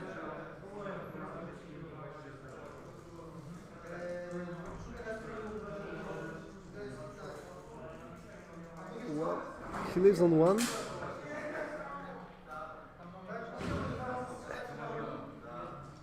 He survived. I mean, the Starhawk survived, it seems. Just those blanks.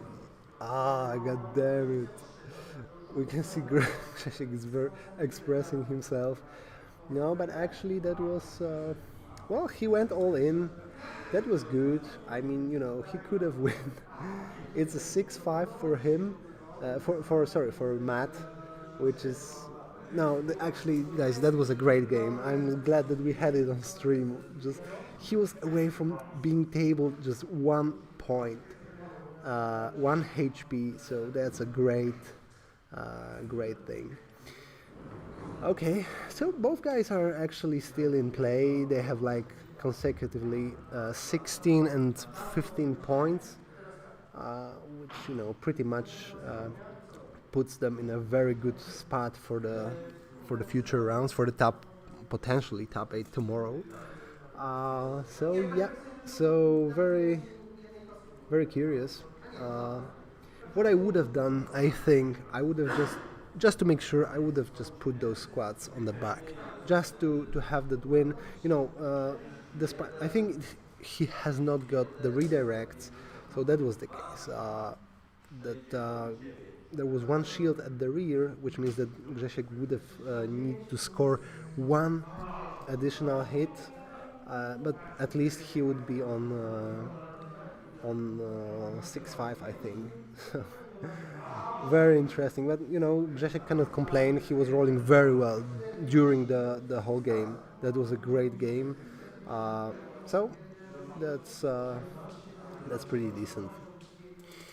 Okay, guys, so the next round will start. I will communicate a bit. The next round will start after 1 hour, like 1 hour and 10 minutes, something like this. So just be prepared for it. And yeah, see you later. Well, what a great game. I'm about to congratulate those players.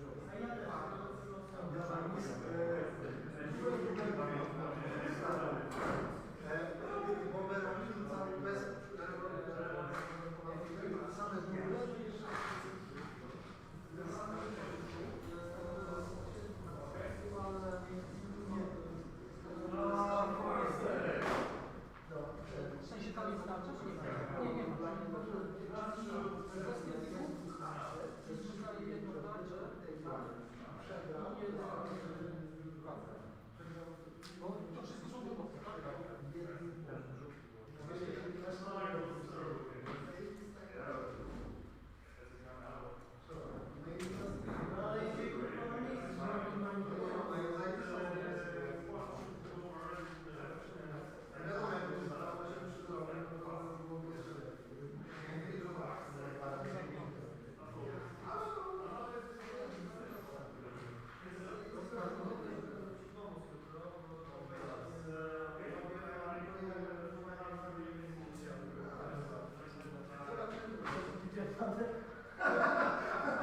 Chcesz kupić Lego? Nie, tak dobrze ci idzie. Co? Aż tak dobrze ci idzie? Nie, no to nie mam strony tego integracji, bo grałem na sam. Czy no, że są malowane, nie ma państwa. Ale nie ma, nie pomalowane. Mam wszystko, co wyszło do tej pory. Po jednej sztuce.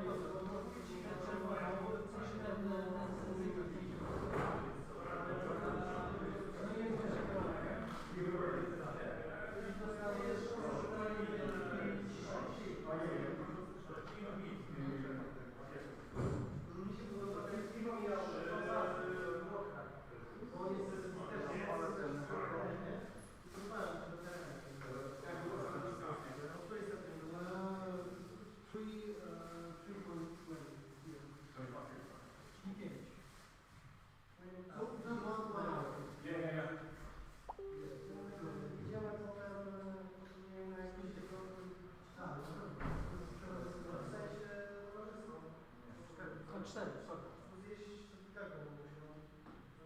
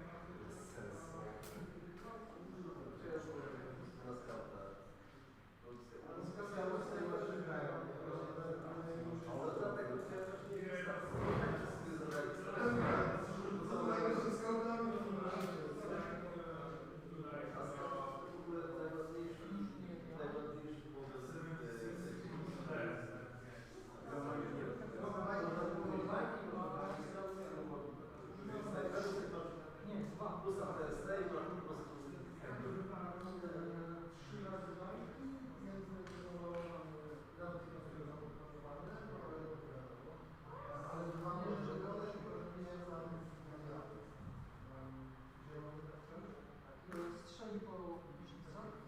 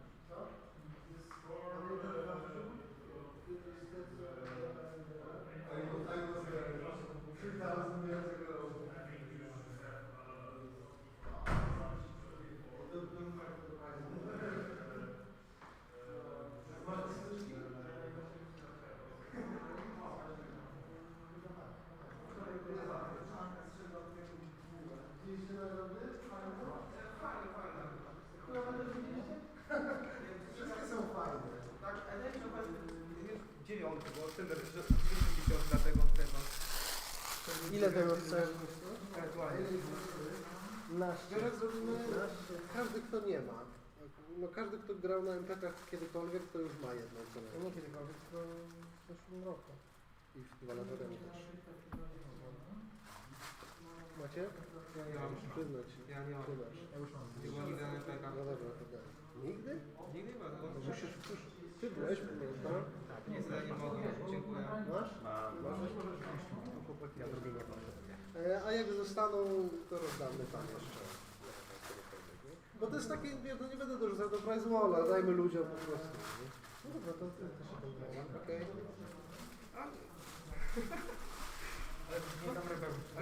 Ale masz chwilę plastikowych Napoleonów, że ja mam dwa plastikowe Napoleony. Masz, to ładne są. Najwyżej 25. Nie mam heavy gladiatora, ale to jest... Ale ten gladiator jest ładny. Tylko nie gram dwójką, więc po co mi on? Graj Ale jest piękna taka. Dwójka, rufles i jedziesz. Ale ja mówię, ja... Z taką cenę. Robimy tak, że jest tak, mówię, top 8 no to tu i potem jest drafcik, no nie? Czyli 9, 10 po kolei będzie stąd brał, to co zostanie będzie na side evencie jeszcze do dobrania, nie? Więc tak to wygląda. To jutro za side event za participation, potem zależy ile będzie osób, ale nie wiem. Wy jak co grać w side evencie? Ja nie grałem aktualnie. Jak co to grasz w side evencie? Nie. Nie? Łukasz? Okej. Tak jakby się No tak to jedziesz właśnie... z nami pociągiem wieczorem, tak? No to co masz do innego do roboty? No, mam koleżankę Do wyruchania? A nie, bo to żonaty. żonaty. No To co tym będziesz- bardziej kurwa jest na będziesz do koleżanki klasie. Nie No naruchanie, i tak no to zrobimy. po co? Nie, jak będzie 8 osób na side evencie, to ja planuję zrobić tak, że zrobię 2 grupy po 4 osoby. Będzie spoko, taka śmiechowa strukturka. Zagrają sobie tam albo 2 rundy, albo 3, chyba 2 zrobimy. No i 2 najlepszych, pierwszy z drugim z drugiej i tak dalej. I potem tak, to finalista, no i wygramy, nie? I tak zobaczymy. A jak nie, to po prostu je pierwsze, drugie, trzecie, czwarte, tak zagramy. Ale jakoś to wymyślimy sobie. Woreczki mają też imperialną drugą stronę, czy są tylko... Nie, no tylko takie są niestety, no. Ja mam to taki inne. woreczek, jest dużo jaśniejszy. Bo ci się starł, one się w chuj Sprał. ścierają. Srał, mówię o kolorze, a Nie nie o mam nadruku. mikrofonu. To jest tam. Bardzo Państwa przepraszam, a i Uncyk nie myje dupy. Pusztala. Pupiszona. No i tak, panocki. Mam nadzieję, że się podoba, a jak się nie podoba... To wynocha. Kurwa, człowiek krew przelewa. Nie, żartuję oczywiście. Jak się nie podoba, to powiedzcie, to w przyszłym roku zrobimy coś innego. A czy przy kolejny turniej przyszły to będzie już na Clone Warsach? No właśnie się zastanawiałem, co byśmy mogli zrobić z okazji Clone Warsów. Standard startem sezonu do 300 punktów wyciągniesz, jak co liczy. No wiem, nie, no Task Force'a turniej na pewno zrobimy, a można by jakiś fajniejszy zrobić, na pewno szybko nie... Nie. Na 300 punktów nie chyba wiem. już. Ku Task Force? Nie wiem. Dobra, czekajcie, wpiszę tu. Okej, score, wszystko jasne. Yeah, nie? No tak chciałem, żeby to ładnie ułożyć i chuj, jest okej. No i dobra, kurde.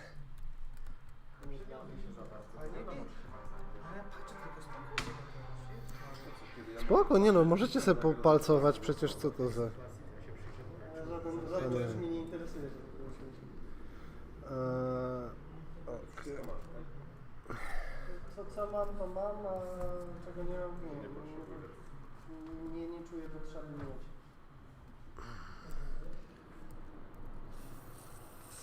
Szkoda, że te cyferki zrobił kolorowe, a nie tak jak sam masz białe. No, są dużo Co? fajniejsze. No. Znaczy to miało być już na turnieju w Krakowie tym poprzednim, ale zapomniałem, nie? Więc stwierdziłem, że już nie będę kombinował i losował ludziom i kiedyś już w przyszłości dał, tylko że dorzucę tu. Bo to...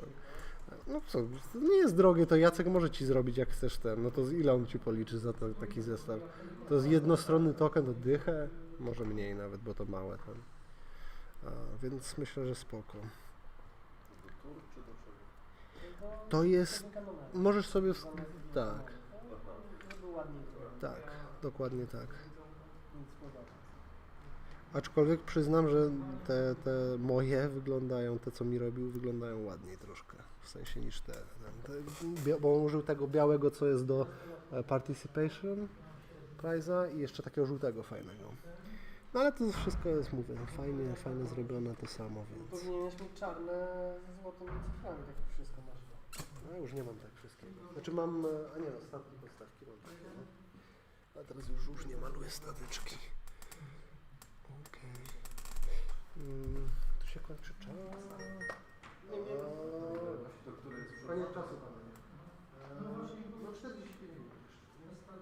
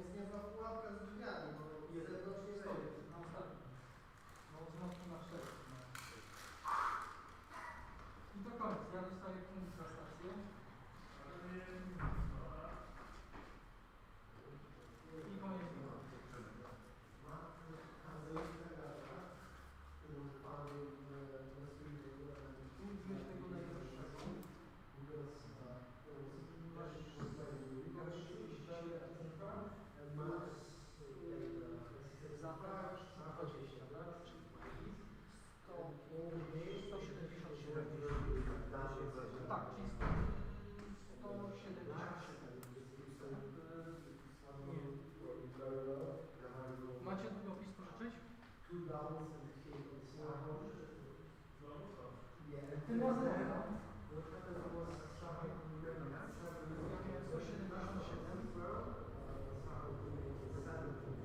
To 40 plus 130.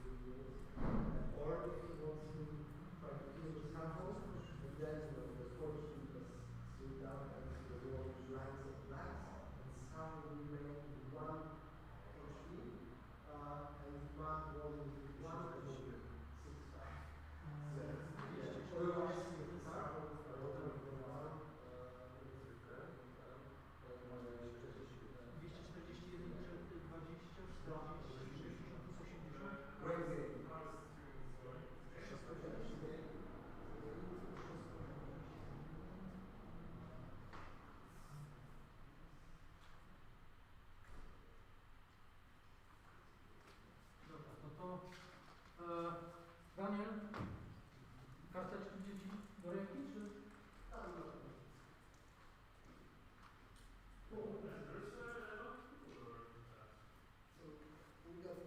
Mamy 42 minuty jeszcze przerwy. 15:20 następne.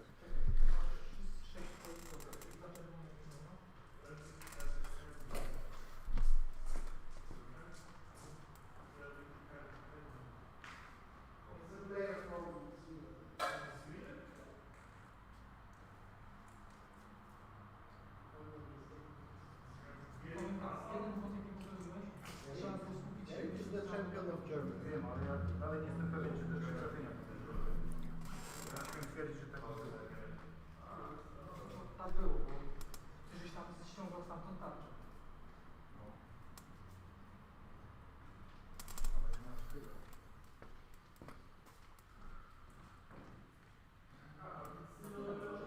Nic do ciebie doszło do mojego wrażenia. A ja nie miałem nic średnio, jak strzelałem z cynamonem. Więc ty żeś wszystko wyładował w tarczę, żeby zjeść.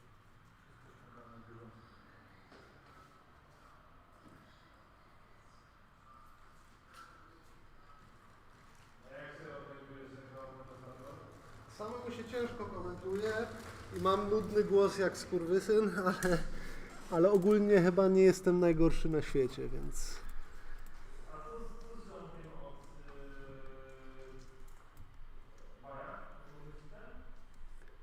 Z ziomkiem od Baja? A, że Marek, no Marek też jest do komentowania chyba tak samo dobry jak ja.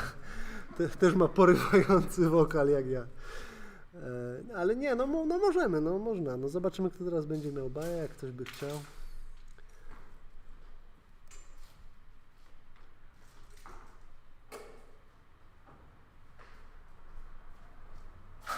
Żeby nie było, tak jak?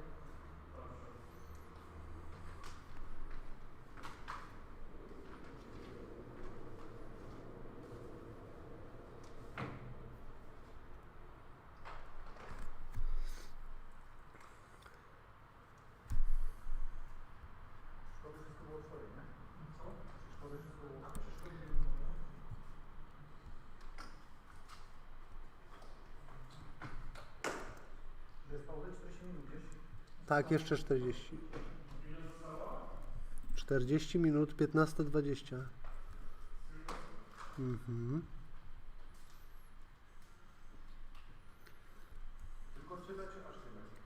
Nie wiem, panowie.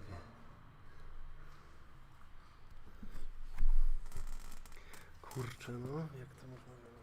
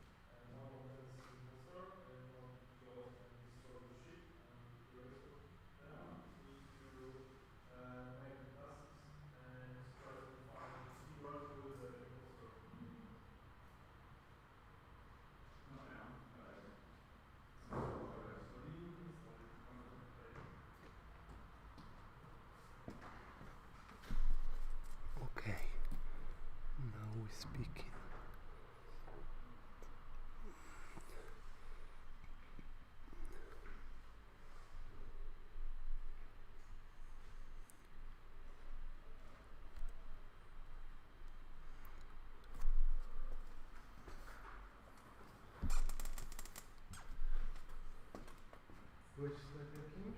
Nie.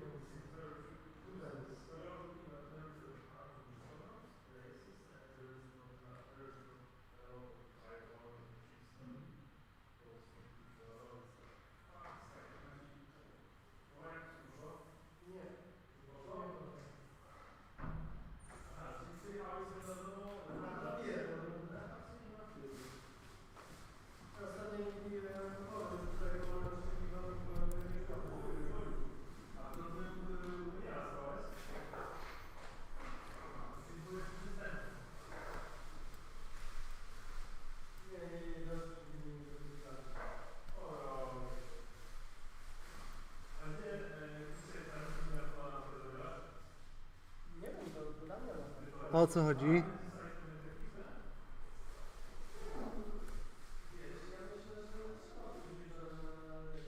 Na dupeczki.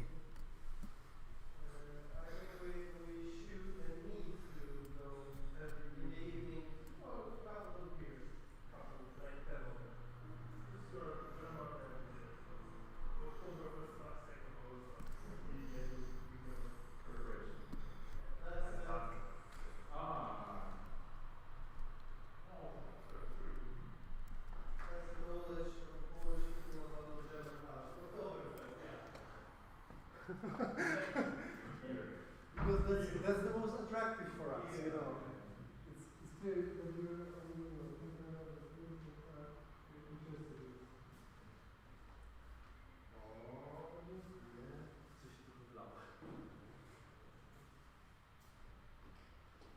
Dziękuję, że się ogarnąłem, że ci sztućców nie dali. Gdzieś ja żyję. Dziękuję, Przemysław. Jest to miłe. Jak tam? Wawa? Nie pamiętam nawet.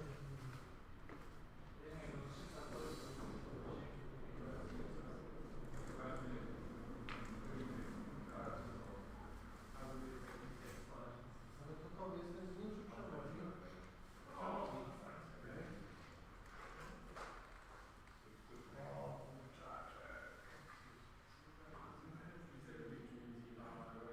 Ale powiem ci, że na nasze tracz całkiem spoko.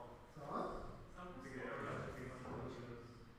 Stary, bardzo się znaczy do tego, ale który mógł być naszym Co prawda zamknięłem skarbowego, a dostałem kompleta z pieści, no ale... Ważne, że dostałem kapustę zasmażaną.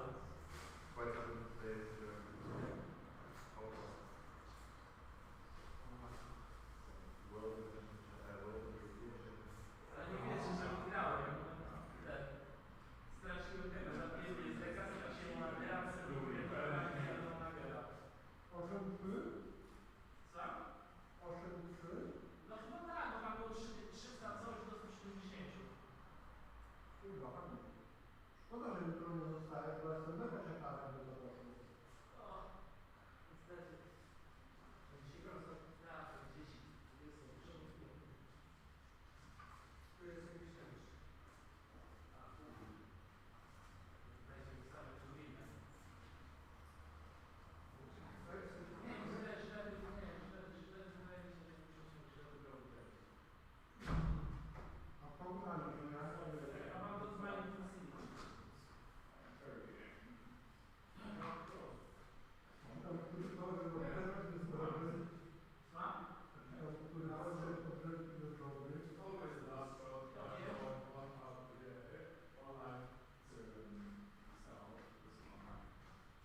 Maksima zagrała na Amaderze?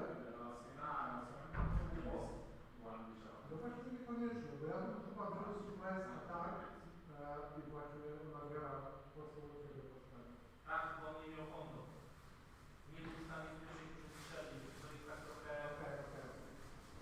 No, On dostaje bułę na wejściu, bez tego, bo jak jest surprise attack, okej, wyprzedzasz, ale wiesz co powiem, to, że to z tymi zresztą słusznie, tak? Jak gadaliśmy, to przez całe roku zaraz jest wspólnie, że Surprise Attack, tam wszystko nabiera do tego. No ale kiedy on też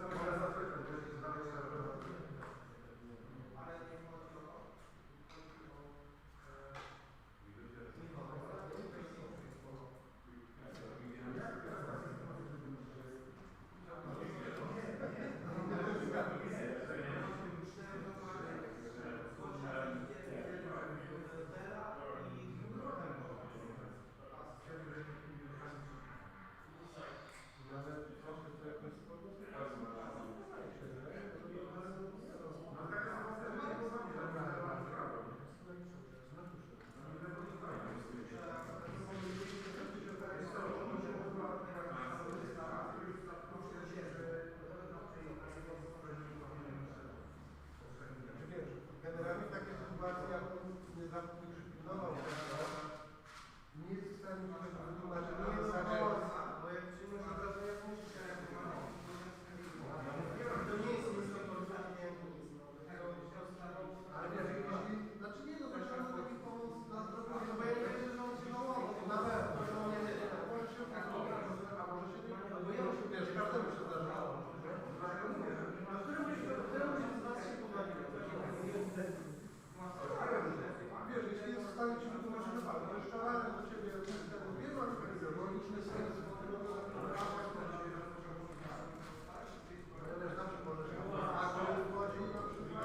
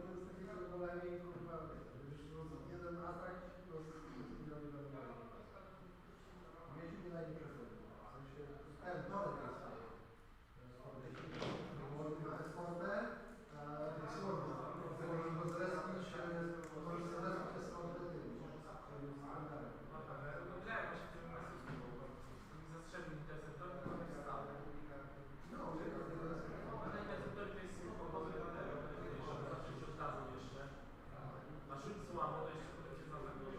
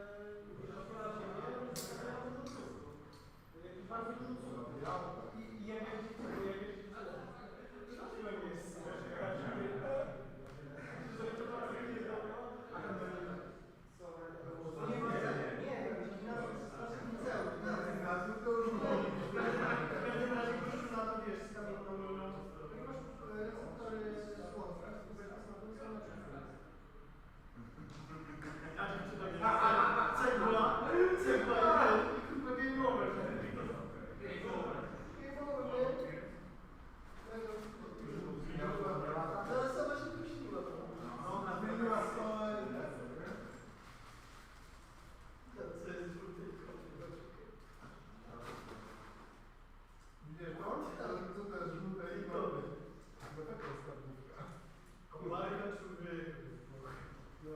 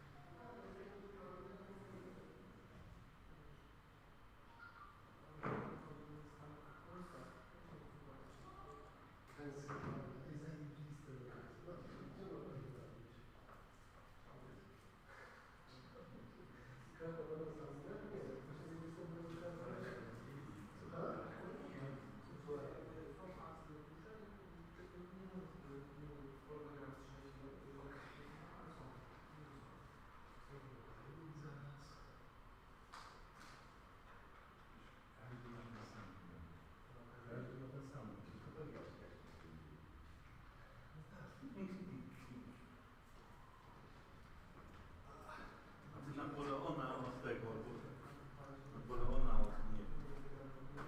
Co? Napoleona od Nixona nie rozłożyliście. Napoleona coś tam trafiło wysokiego. Bo Nixona nie Kaczyński Wiesz co? Wcale nie byłaś, wcale nie byłaś tak w porównaniu do tych ludzi w tamtych czasach. Nie byłaś wcale tak, jak się nam dzisiaj wydaje. Ale faktycznie, bo wtedy byli On był niższy, ale wszyscy wtedy byli. Kurde. Znaczy no zacząć grać nie, ale... Nawet skalane, bo wtedy wiadomo, zaczniemy równo z...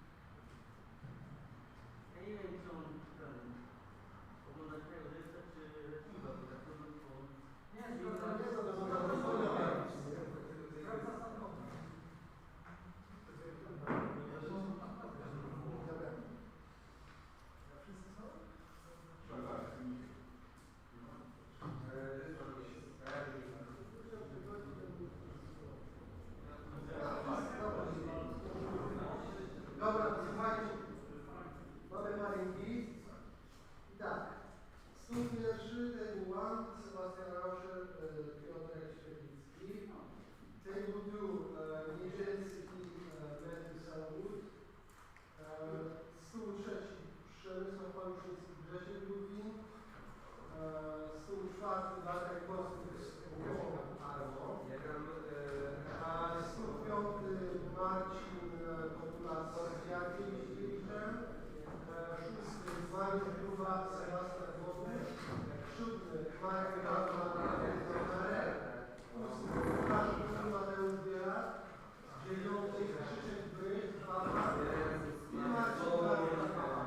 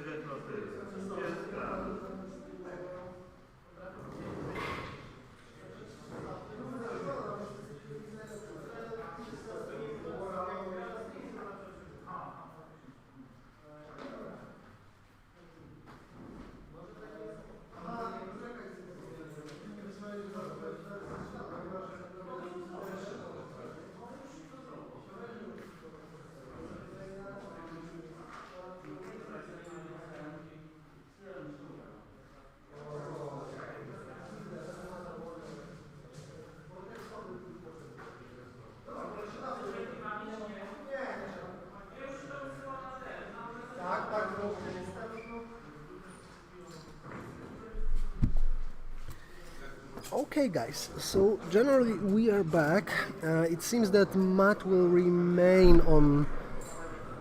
on stream because the table one, so the Piotr Świetlik and Sebastian Rauscher, they just, they refused to play on stream. So the table 2 will be here on stream. Which is also fine, despite that I would prefer to put the table 1 because it's very interesting, former European champion against Muralo. But nonetheless, it seems that we'll have interesting list because you'll just see. But just in a big shortcut, Przemek has a very interesting list. 2 interdictors and Onager. He was playing only one match so far because he had a bay in the first round, but he's on 16. Matt is on 16 as well. So it will be very fun to see the Starhog again and the Onager, which is also a new toy, but in a very crazy configuration. So we'll just see. But it seems to be very good. Very good matchup. So yeah, I only need to put the Przemek's list on the right.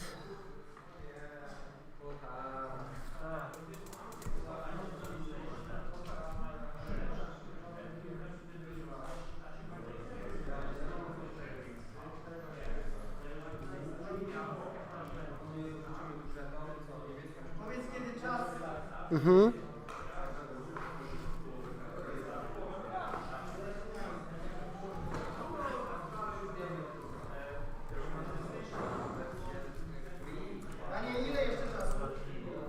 Zaraz powiem.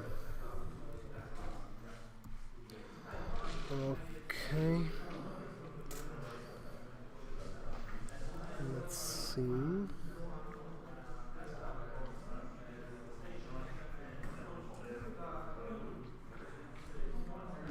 Okay, I got very curious list. Actually, it's a great one.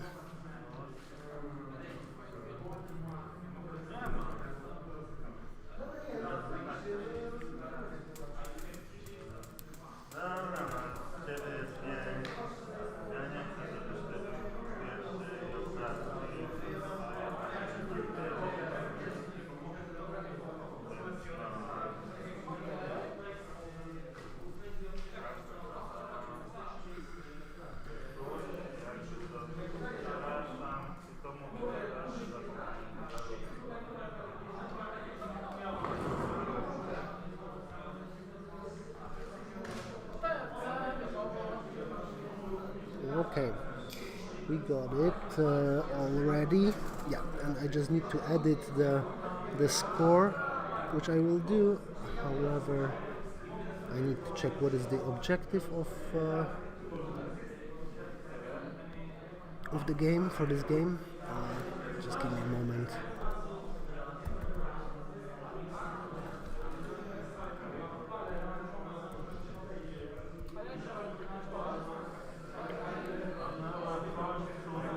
Przemo will be the second player, I guess, because of the obstacles.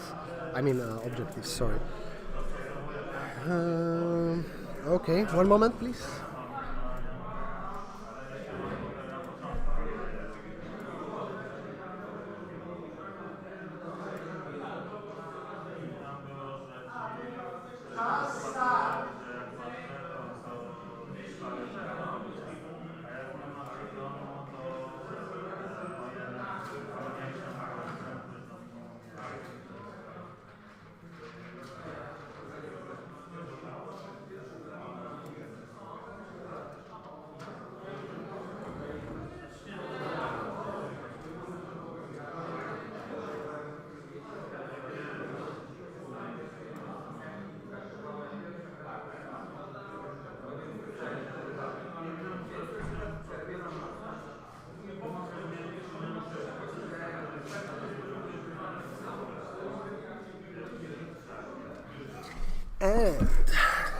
And the objective will be volatile deposits.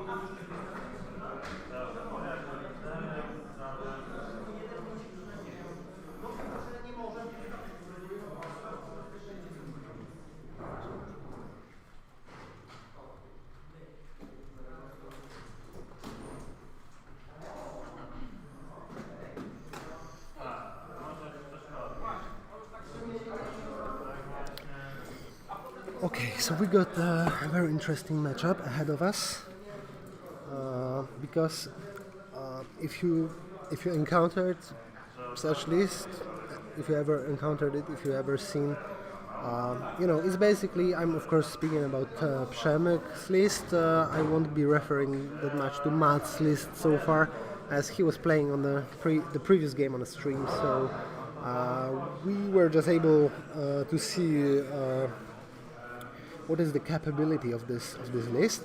Interesting thing is that in that matchup is the Przemysław list, because he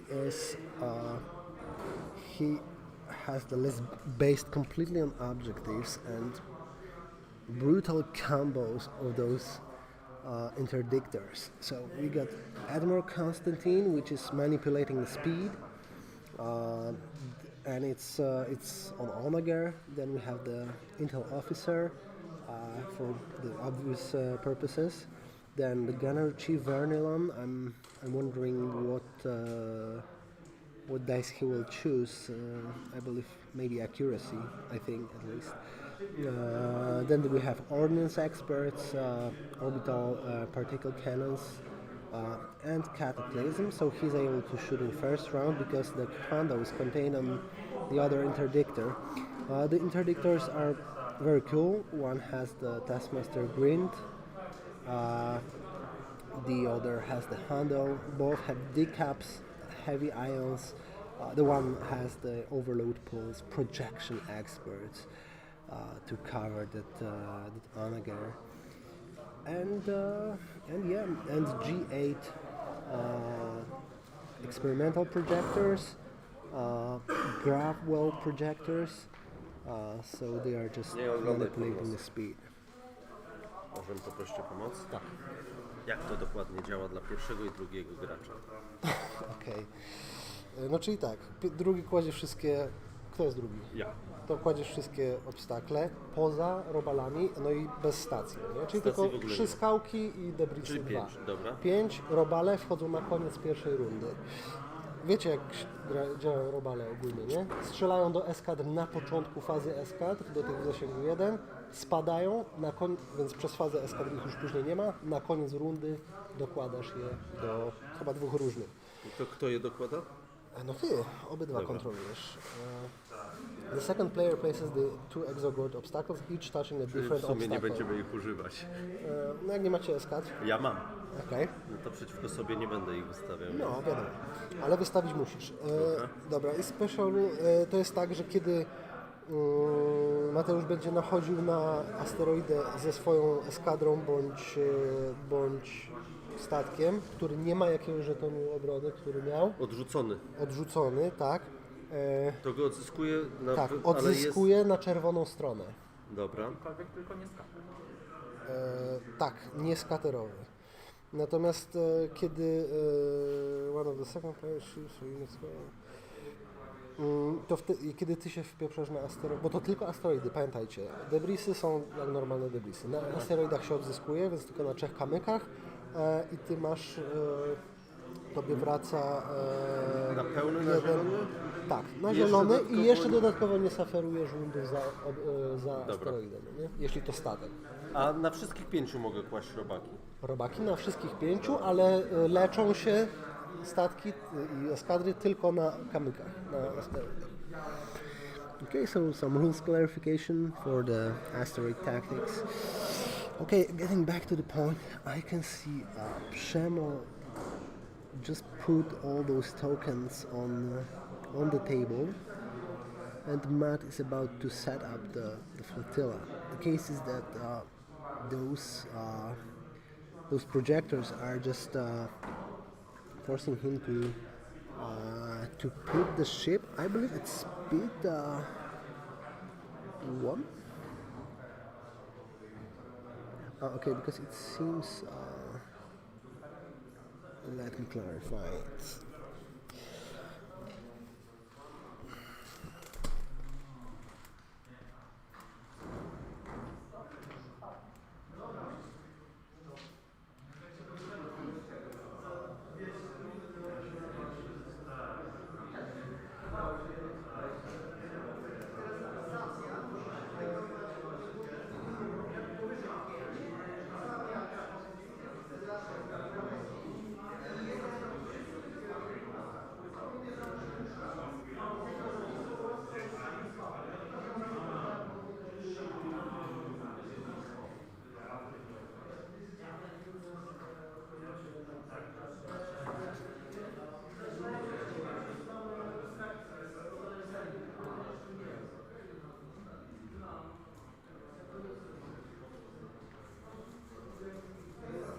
Okay, I just needed to clarify that.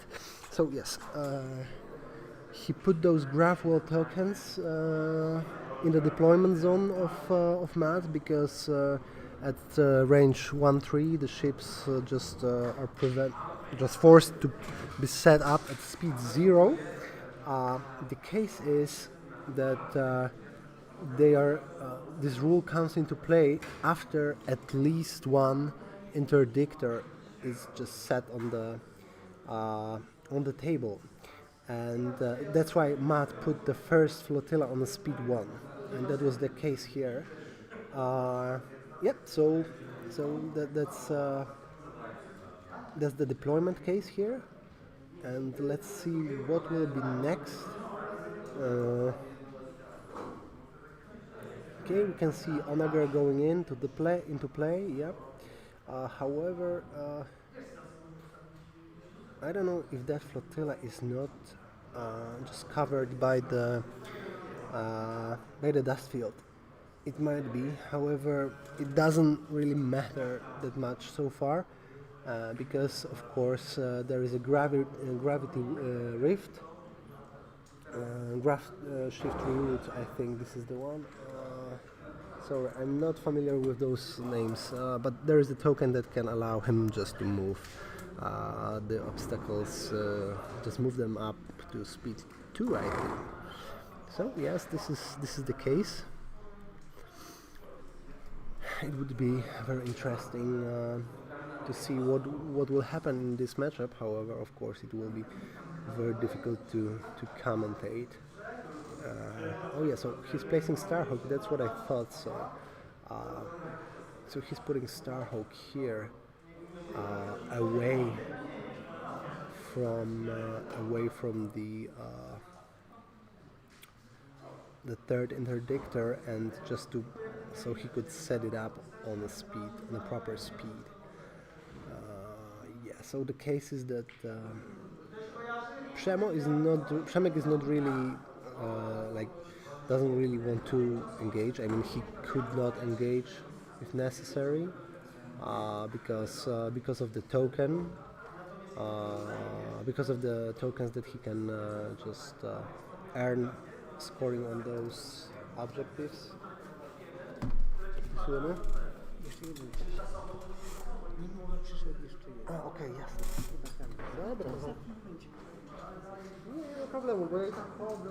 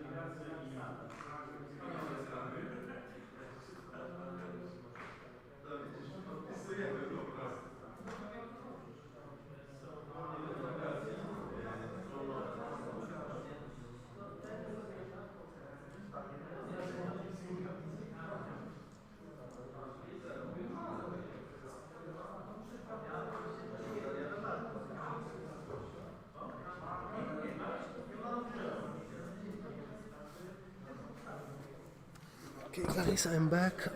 Yeah, so as you could have seen, those racks were moved, and Przemo starts farming. What I think I was saying before is that he actually doesn't really need to engage, because this objective will allow him to score a lot of points. Of course, he will. I assume he will. There will be some casualties on Przemo's side. However, usually in that tough matchup against those shield projectors, shield projector interdictors, and that Onager and the rest, the case is that usually it's just it's very hard to just take down more than one of those big ships. I mean, at least medium ships. So it would be very tough for Matt to win it, and I'm really curious about how it's gonna go. A big advantage is that he has those YTs, because they are able to put some damage on those ships. But if Przemo is just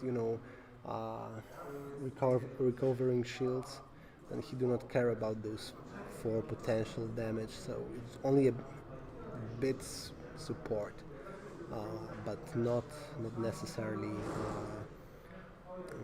the real firepower against those ships. So yes, so that's how it looks like. Yeah, now we can see the Onager just place the token, and Starhawk will be most likely in a range. I mean, if it's not already, I think it's just outside. However, it might be in range. We'll see about that. So far, we're just waiting for the guys to position the first maneuvers, and then we'll see what is their plan to perform.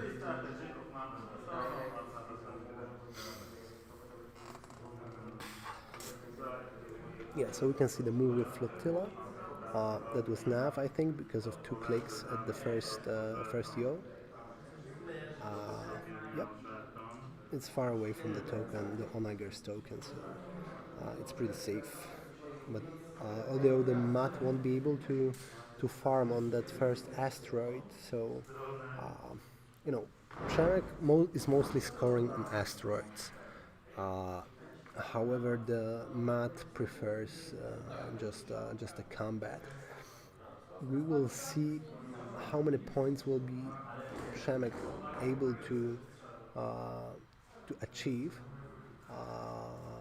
to collect in those during that time of approach, which would be pretty slow, I think, because of all those tricks with Constantine and the others.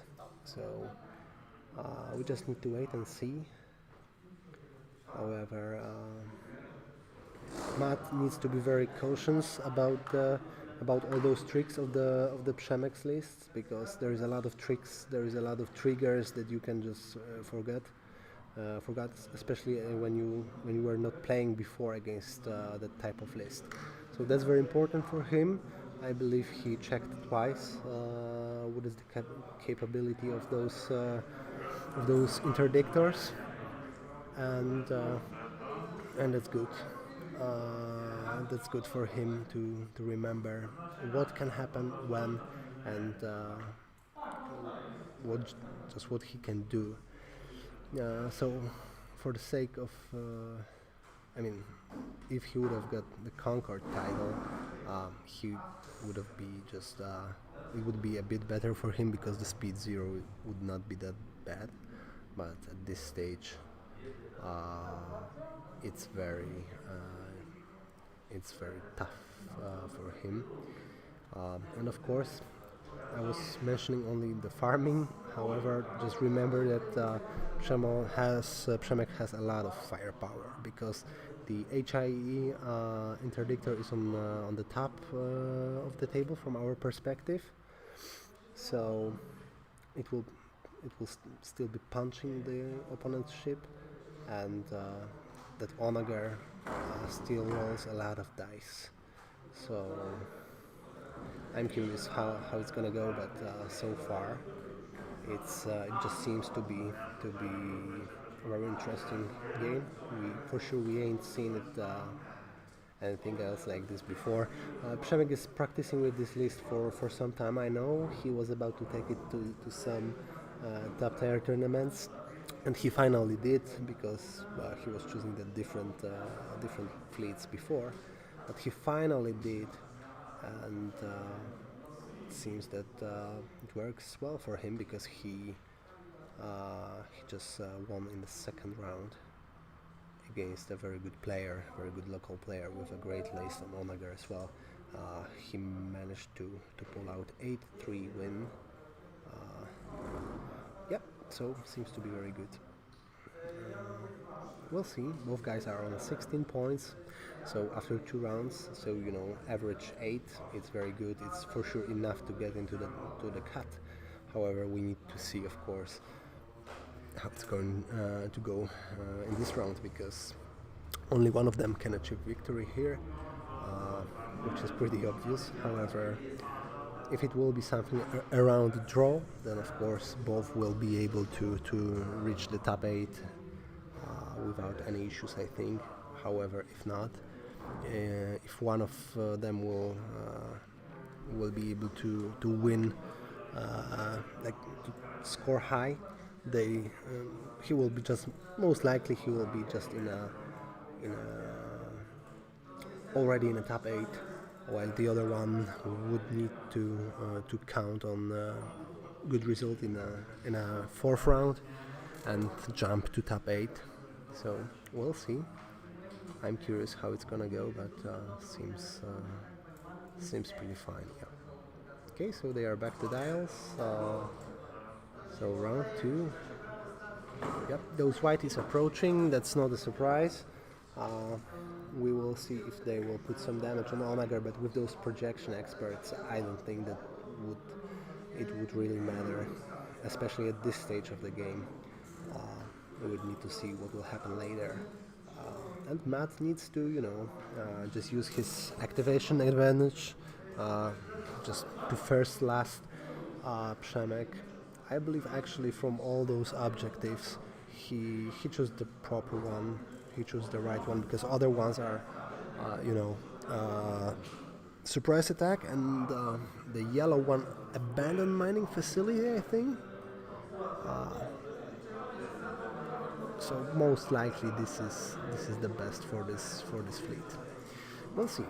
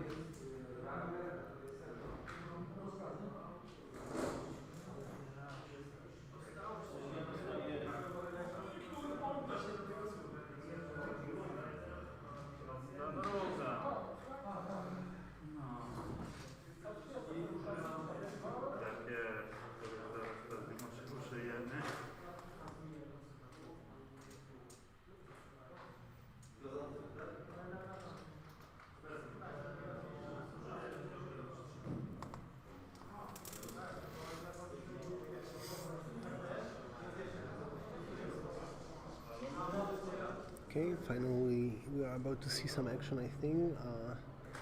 At least Olagar is ready. They are just reading some, they are just checking some options right now.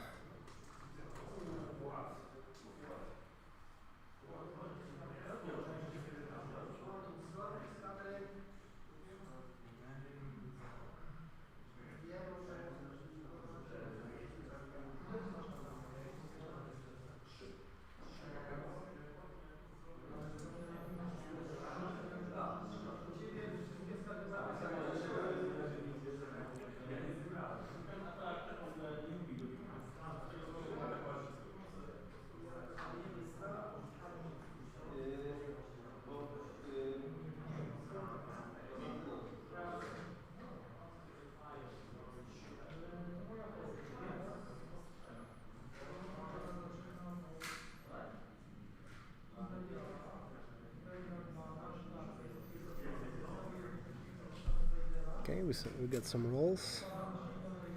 Okay, fantastic. So it seems to be like a medium range, which actually doesn't matter. It's only 3. We vow 3 rolls, yeah. As he preferred to take the intel officer over the veteran gunners. Correct me if I'm wrong. No, the veteran gunners are the different slot. If I'm not mistaken, just kill me, I don't remember. It's a different slot. But anyway, he doesn't have it, so it's just 3, and of course he's counting on good results on those black days, which should happen the next round, I think. We will see. Okay, so Przemek will leave the one asteroid that is in the right, maybe not bottom, but the closest one to the right bottom corner. In the next round, most likely he will be not able to farm on this, or maybe he will be if he will go straight. But there is another one which is surrounded by whiteys, so another points for Przemek. So far he has like I think 30 points, and he's measuring that. So okay, I will just put 30 points next to his name. So that's the power of this list. Of course, this list needs to score on objectives and simultaneously needs to at least keep up with scoring as it was with. Okay, because I can see that right now the Matt is planning to farm on this. I'm not quite sure if it's in range. I think it is. Yeah, so what I was telling was that this fleet needs to at least keep up with scoring that many points as the opponent does, because in this situation he will just be, the advantage, the difference in result will be focused on those points for mission, which is the crucial in this setup, in this matchup. So that's very important thing.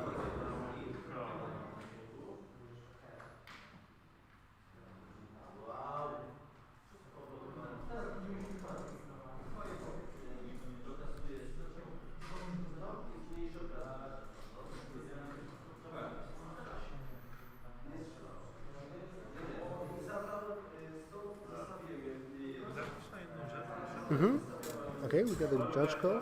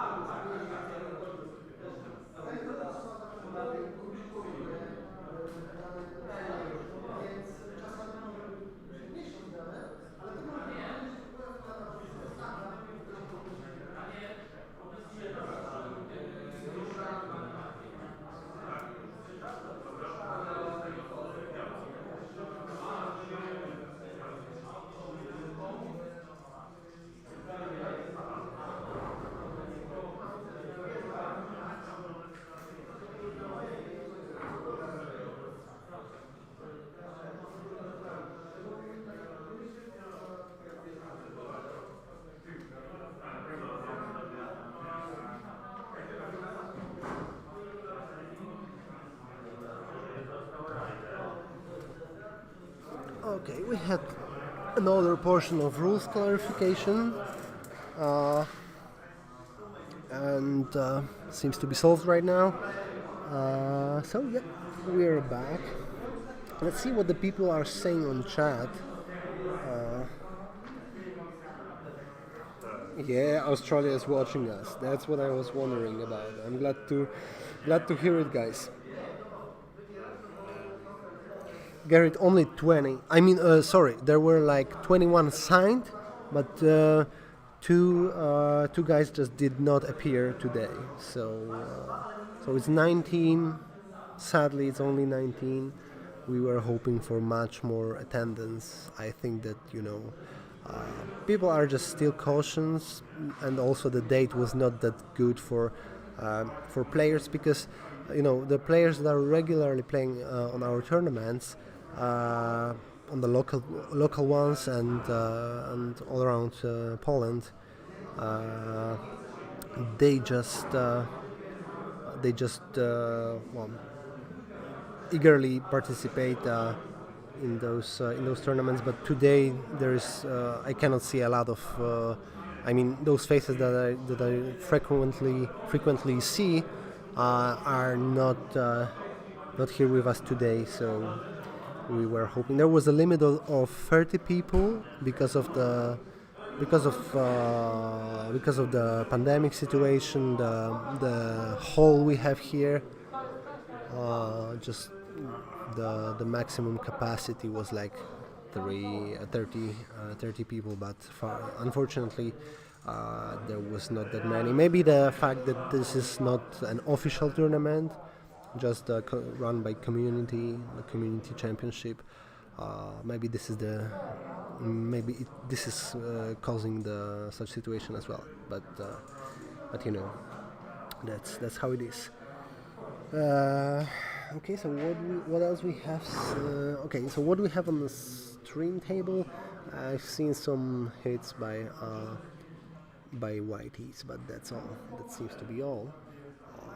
What about?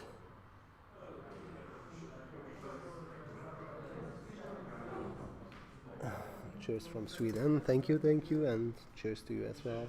I'm glad that you're with us, guys. So, Galactic Conflict, shoutouts to you guys as well.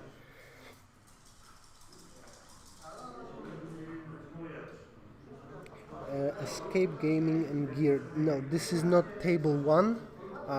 This is table 2.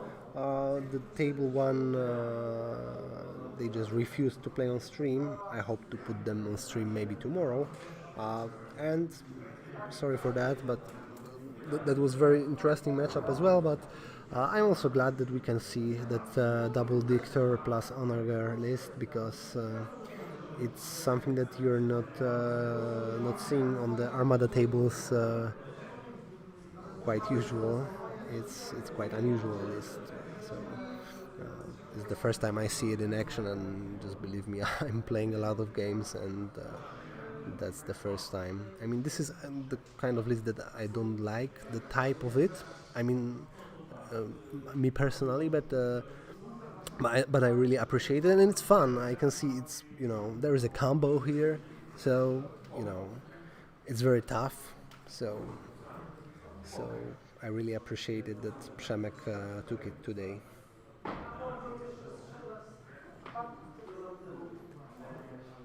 Yeah, Konstantin in play. That's quite unusual as well. Okay, so we see some action. Yep. It's just an attack on... just give me a moment, because I missed it, but I think at Onager. Or maybe the closest Dictor, for sure not the last one. No, it's on the closest Dictor, which is... the Dictors are very tough to eat. I mean, you need to roll a lot of dice at them, with all those rerolls, etc. With those, with that engineering value, they are very tanky, and I'm not able to say if this is a good choice of attack instead of Onager, but this is the ship that is threatened by 2 ships of Mat at this moment, at this stage, just The MC75 is far away from Onager, so it's just a good choice. I think I would say, in my opinion, I believe that's what I would do as well. Okay, and we see, we gonna see the Onager, and we got the hit crit, additional hit crit. Oh, yeah, that's a very good roll. It's 6, 8.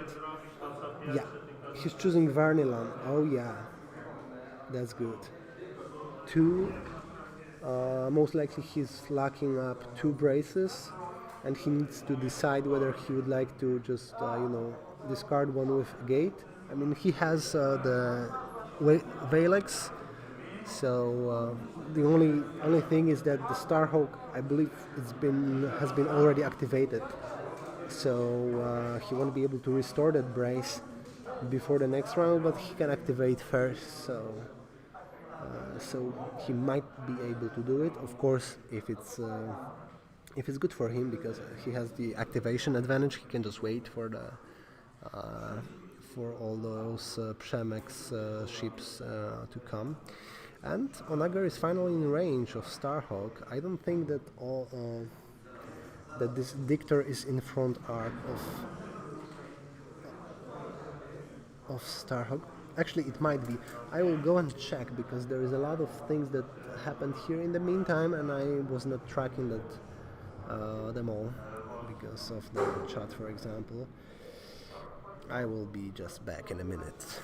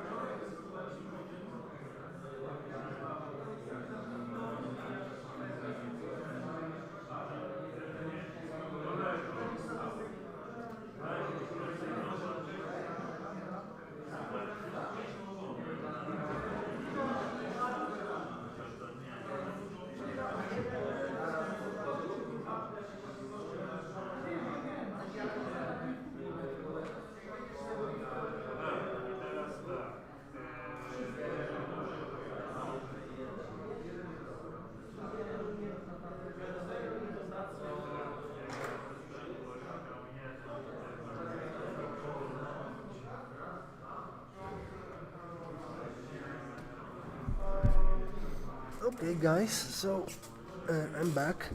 The actual score is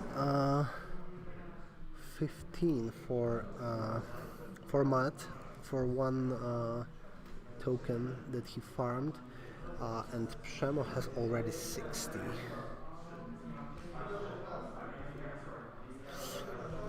I can see that Interdictor is away from that one asteroid, as also away from that other one. I'm just wondering whether Przemek was able to play a bit better with those rocks. What I mean is, of course, using the Interdictor's projector just to place them in a better spot for his future game. As you know, this asteroid that is in the closest one to the top right the bottom right corner, this one is out of play, literally. I mean, maybe at some point MC75 will be able to get into this, especially that it's on a good course to get this other asteroid as well. But possibly Przemek knows what he's doing. Maybe he sees the opportunity to just kill those ships, to just score more using ships. Killing ships. Sorry, which will just cause the fact that he do not need to be actually nearby those rocks. To be honest, I did not see so far if they triggered this objective rule that allows you to just to put some splash on a crit. However, Przemo has the other crits because he has the particle cannons, he has the overload pools, which was not in play so far, I think, and has HIEs. So that is the case. Yep, very interesting. He has a lot of options. He can choose one of those crits or just use the one from objective. I don't know if it's if it's worth it, because HIEs. That's why you're paying those 9 points to have it. So I believe he prefers that ones, but we'll see. I can see that the Dictor took a damage. So actually, okay, because this Dictor is the one with the HIE. So okay, it's taking second damage. Very interesting game, to be honest. I mean, when I usually watch the Armada game, I can see what will happen next. But in this game, even though I've been already more times there to check what is going on at this table, it's just hard for me to predict at this stage what would happen. I mean, I believe that this Dictor will be able to will go down, but hard for me to tell. Yeah, definitely only 5 hole left. But the other one is already in play. So if Matt suffered already some decent damage on his ships, I mean mostly on Starhawk, he may lose it. We'll see, because he's starting. I believe he will be able just to kill this Dictor.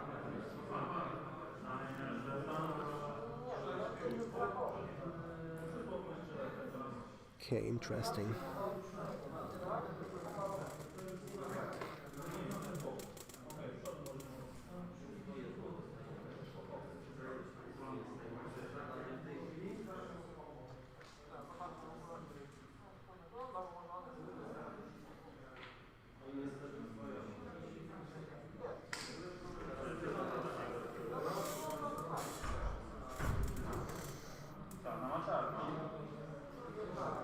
Okay, they are back to dials, so using the one moment that I have, I would like to remind to check out the stuff of our sponsors today. So as you can see in the left bottom corner of the screen, Jack Customs, very good very good acrylic stuff and the HDF stuff, for example, the templates, range rulers, all kind of tokens for Armada, Legion, X-Wing, so a lot of stuff. He's a well-known producer in Poland, and also he's the people are recognizing him all around Europe because of the things he does. Also Gozuki 3D, so 3D prints if you're, for example, playing Legion, or you need some, I don't know, stuff for Armada, like station or any type of ship that you would like to print for a casual game. This is the guy that you can contact and just check out his beautiful stuff.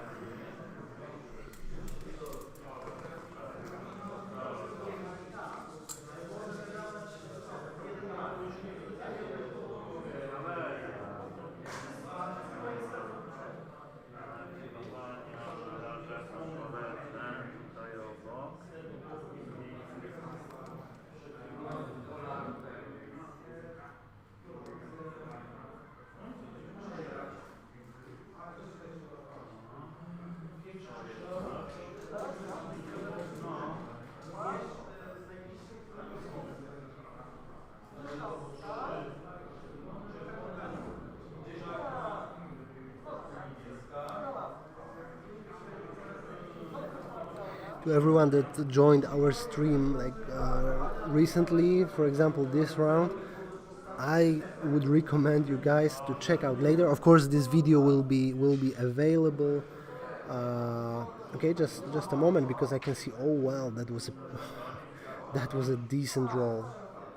Okay, so that interdictor is dead. I just need to check which one is it.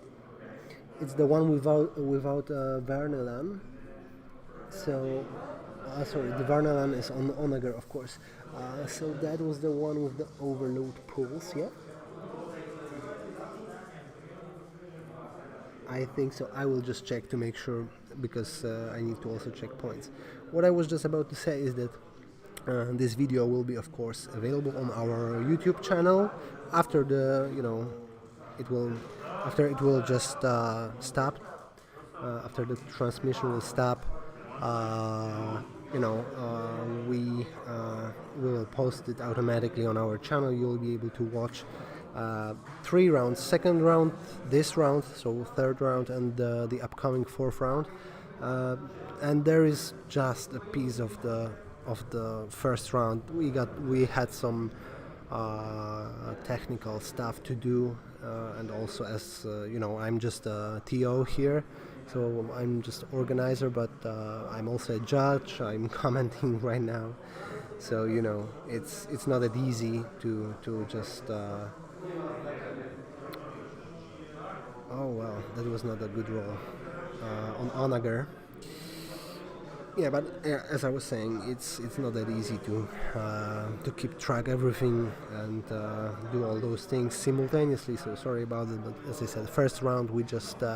Went in after 1 hour and a half or 1 hour. But anyway, this stream will be available. You will be able to see it on our YouTube channel. And what I was referring to is that the game from the round 2, I won't be spoiling right now, but if you ain't seen it, it's worth it. I mean, I can tell you it's worth it. It's worth to see it. So of course it's up to you guys, but I can recommend it really as a big Armada fan. That was a great game, one of the greatest game of Armada I've seen in a while. So that's very good. Just you can check it. Okay, so getting back to the table, I will go and see what is the actual score. So which one of the dictors is that? I cannot see, really, I'm blind. I just cannot see those upgrades from here. I think that's the one with H9s. No, not H9s, sorry, HIE. I will check it, and I will check the status of those, of the points, of asteroid points. Okay, that's not that bad roll. It's on profundity. He's just locking up those two. Yeah, but it will be just one, I think, or just redirect. I will go and check.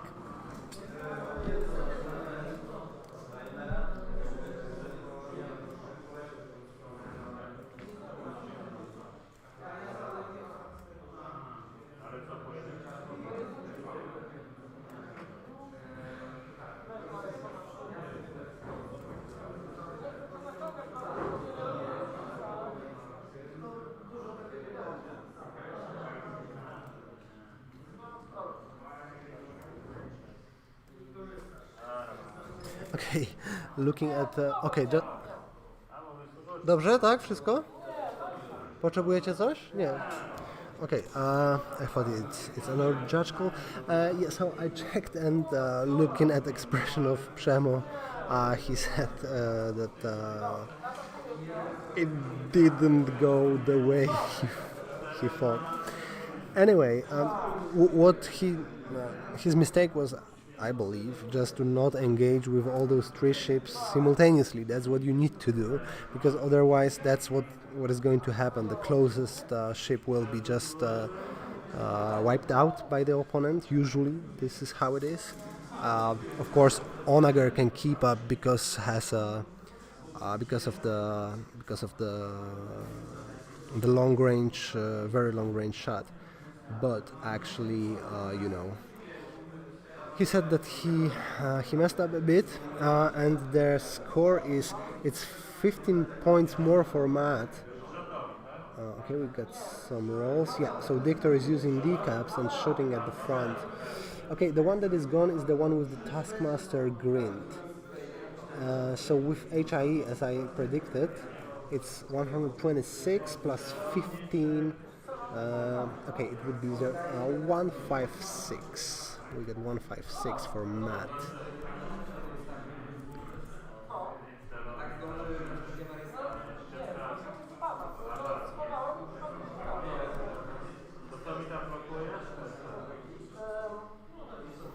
Okay.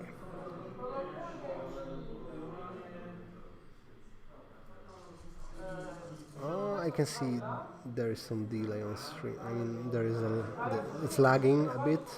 Sorry for that. I think it's because of the internet connection.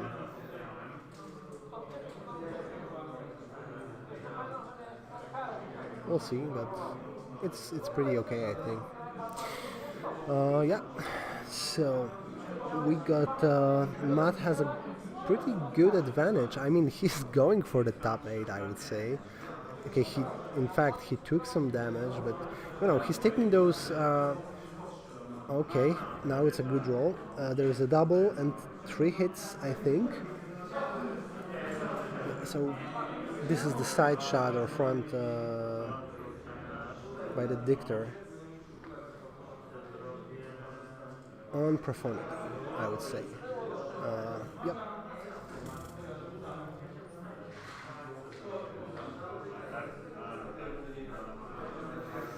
Sorry for the quality of the dice cam. I mean, I can see, and I believe you guys also can see something.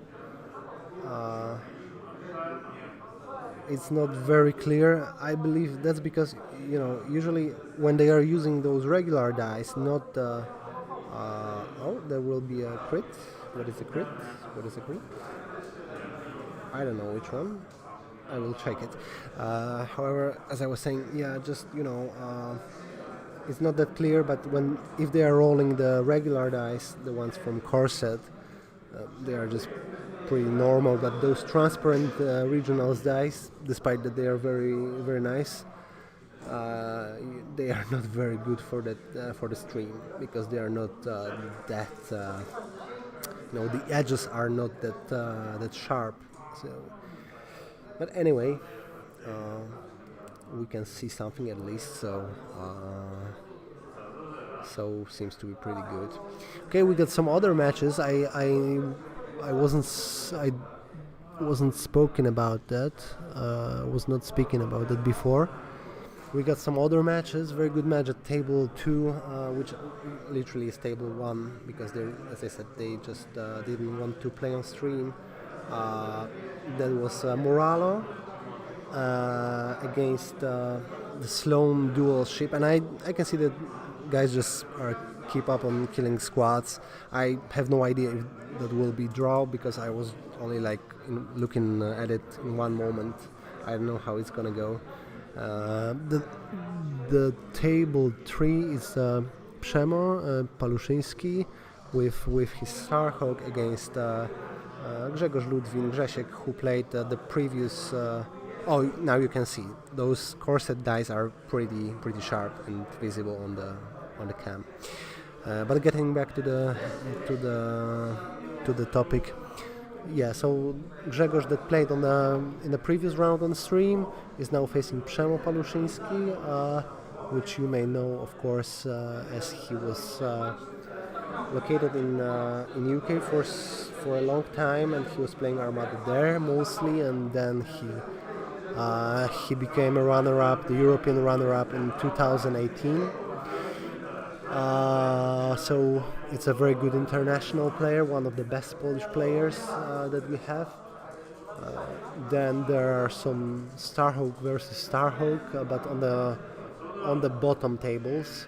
We got guys fighting for a top 8 with the Onager Gerald lists against some kind of imperial ship builds, and very interesting game on table 4.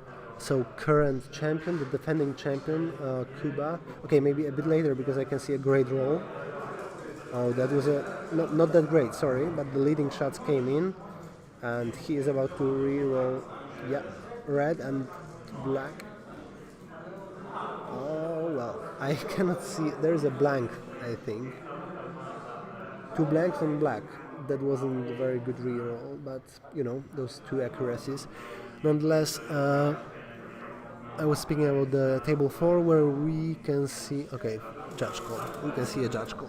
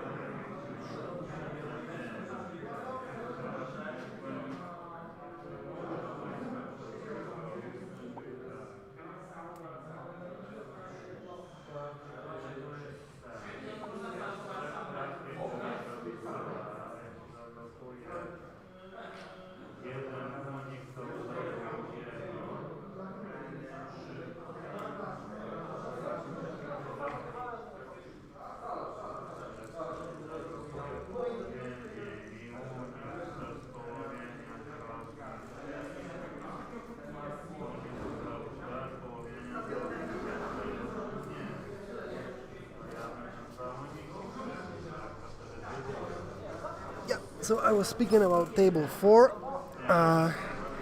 and what happened on table 4, what is happening, the current Polish champion, Jakub Harmo, so Kubek, is facing Bartek Kostuch, which is a very good local player, one of the best here, and also one of the best in Poland. Very interesting, like the LMSU of Gergerat against Recon Aces with Corvettes and Yavaris, and it's going it's going to be very intense game. So something that I also wanted to put on a stream, but I assume that both players will just they will make a cut. Well, they will make a cut, and I will probably put them on the stream tomorrow, so we'll see. Okay, I'm about to go and check what is the state of the game. I can see they are currently using the dials, so let's see what will happen. However, okay, let's first see on the stream, because I think that we will clearly see what Matt is planning to do. So he do not have the external racks anymore on Profundity. However, it might be on MC75. However, it might be worth it. So he may try to activate this guy, as Starhawk will probably be able to survive the nearest shot of Onager, for example, and see. Okay, there were some points scored because I think there is 1 point for MC75's asteroid nearby, and there is one below the interdictor. So we'll see. Those whiteys, they were activated, I think, but I don't know if they put some decent damage. Hard for me to tell. But I would say that the game is going in a good way for Matt at this point, because he's not losing much at the objective. And he's also scoring, I would say, like just like Przemo in this turn. And yes, he seems to be activating Profundity. Let's see, what was the command? Oh, what the roll! What the roll! That is, he will just lock down the brace for sure. Oh, and that's it. That's just it. I mean, imagine, can you believe it? No, that goes very badly for Przemek. Well, to be honest, sometimes it's like this. I mean, you just not all the things are going the way you want to. So it doesn't mean that this list is not working, or that Przemek screwed up, or that he's not a good player. He is a pretty good player, but not every time the list will work exactly how you're planning to. Of course, it's very important. The opponent's play has a very important influence on this. Okay, I will just add that Onager 146, which will make it 302. 302, and I need to check what was the. I need to check if they scored some points on the objective the previous round.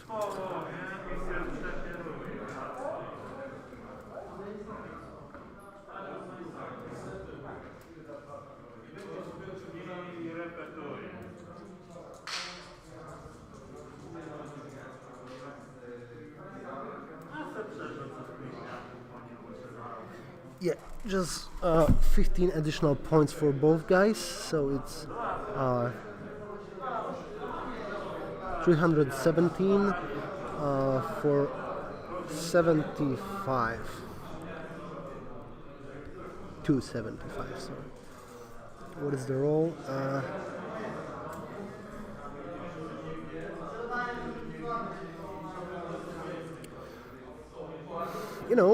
The Mat's ships were softened up.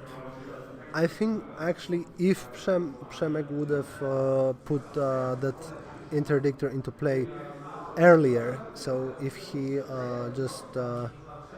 if he would be able to engage with all three ships, I think that it would be it.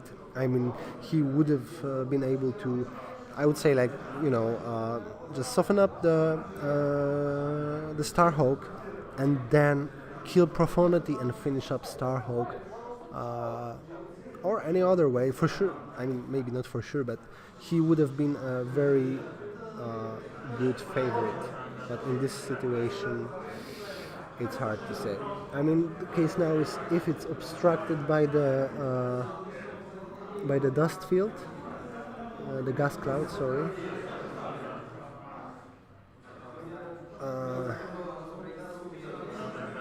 Okay, he was repairing himself. Yeah, but he's in range of Profundity's long-range shot from the side. He won't be able to escape.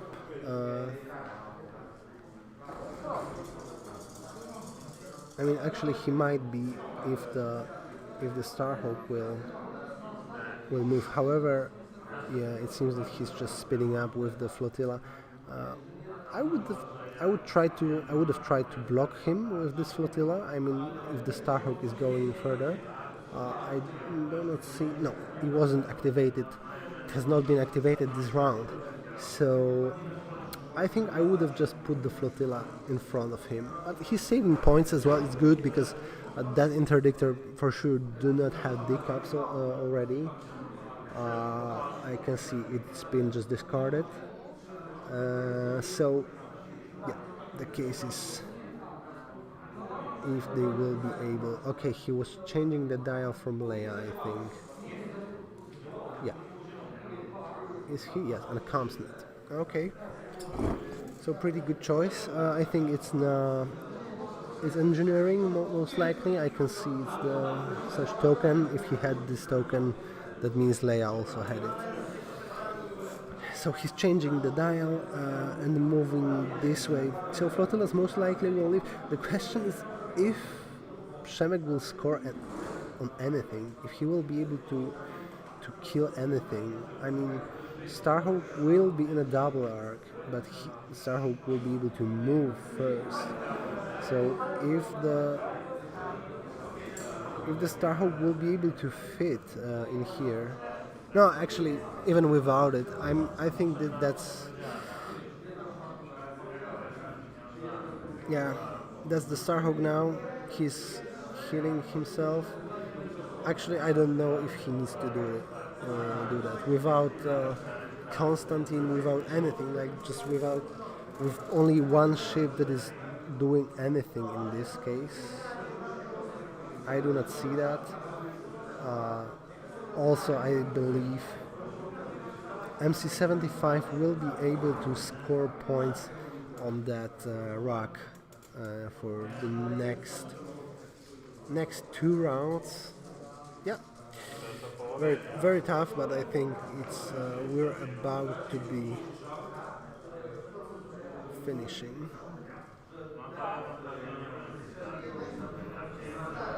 If he will bump the profundity, that doesn't really matter actually. No, he's not. Yeah. One side. I don't know if he will be able to kill the dictator, but he will be able, just to win objective in this round because of the greater value of commands.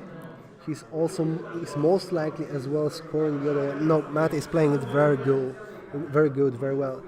Flotillas are about to score on the last asteroid that is that's the closest to the rear of the profundity. Okay, we got some roll. Okay, I don't think he started a new round.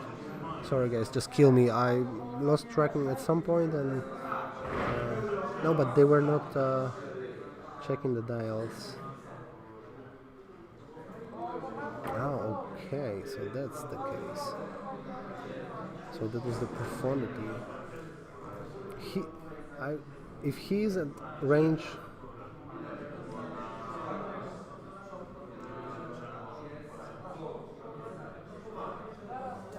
honestly, I would have. Maybe he wasn't at the range of this asteroid. No, but he's not taking cards, so I believe he just slowed down a bit.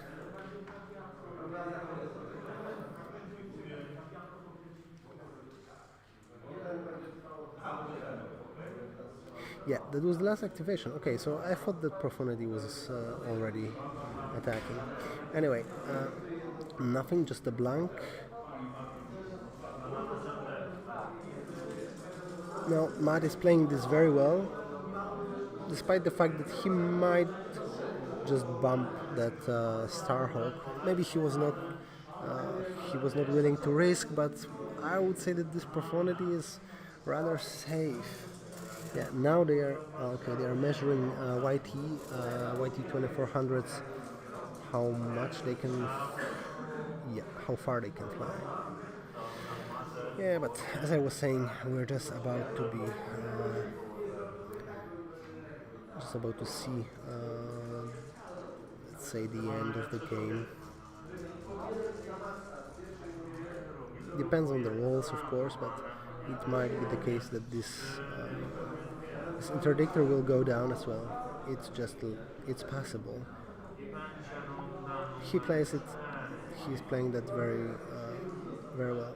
Yeah, he will be able to score more points than Przemek does on the mission. I mean, maybe not at all, but in those remaining rounds, definitely, I can see that. Okay, they are back to dials.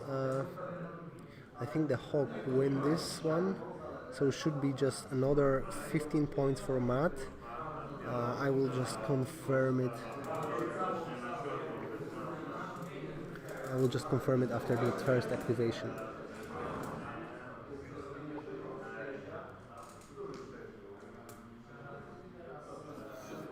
He's using, what is he using right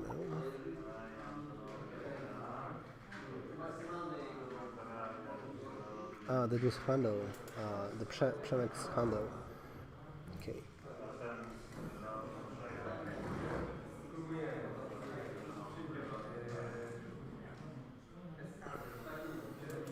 I don't know what is the Dictor's state of shields at this moment.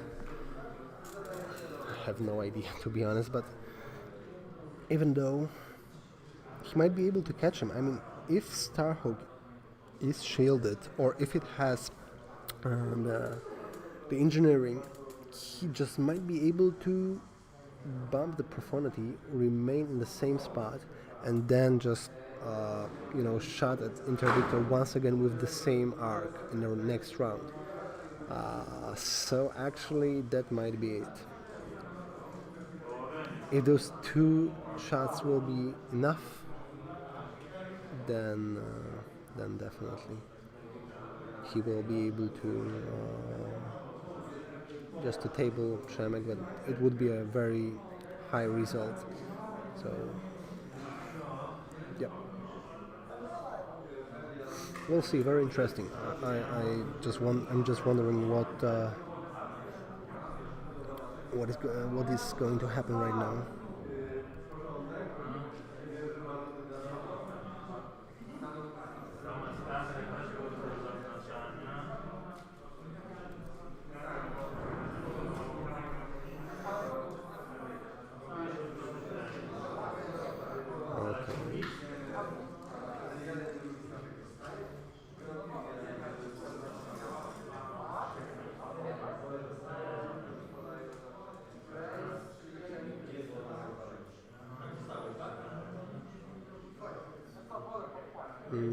So he's still thinking.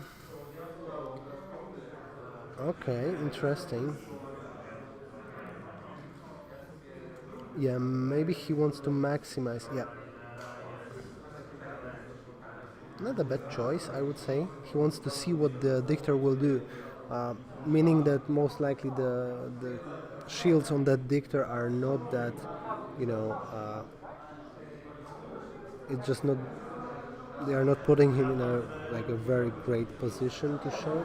Possibly there is no front arc to the side. Yeah, we'll see. Yeah, he's shooting at Starhawk. I think at Starhawk, but actually it should be the Starhawk.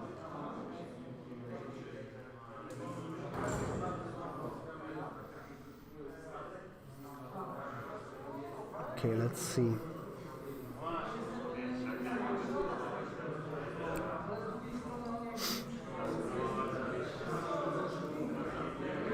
Okay, that must have been a concentrate fire. Yeah, what is it? Accuracy or crit? Maybe a crit. Okay, he's taking like 1, 2, 3, 4. Okay, because the profundity was without. Oh, that was the case. So I would call it a mistake by Matt, because actually I don't know if he had the nav, but okay. So that's additional 116 points for Przemo.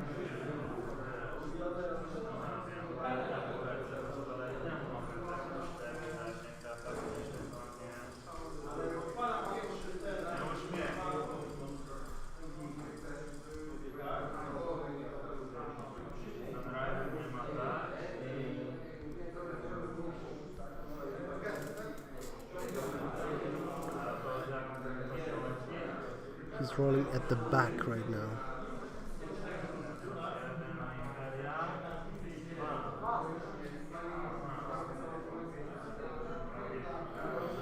So that is 114 and 16 for Przemo, sorry.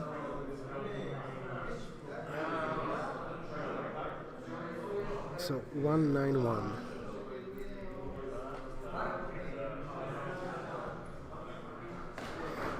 Actually, I think that Matt scored. Well, it's lagging a bit. Sorry for that, guys. I don't know what is causing that. I will try to make sure that for the next one. Oh, it's pretty much it, yeah? Okay. Okay, I will check what about the rocks.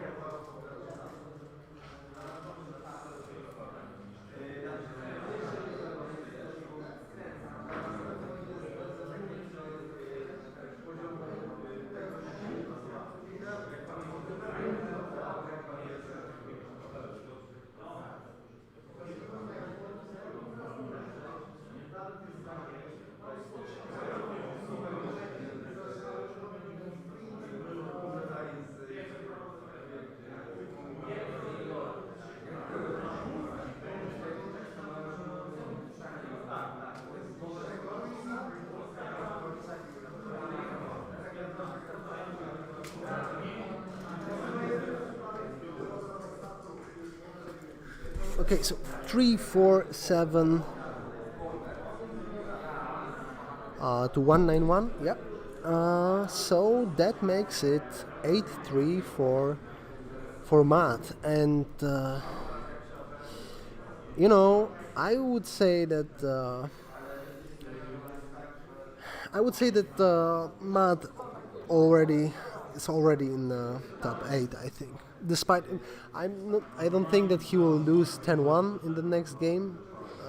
Even if so, I believe it might be just enough to reach the top 8. So I would say that we'll see him tomorrow, most likely.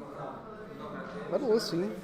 If he will play cautions, what he just needs to do is just to survive. I would say like score 4 points, because he will play for sure with one of the totally top players. I mean, as I said, I do not know Matt. I'm not quite sure, but I think he's not playing that long,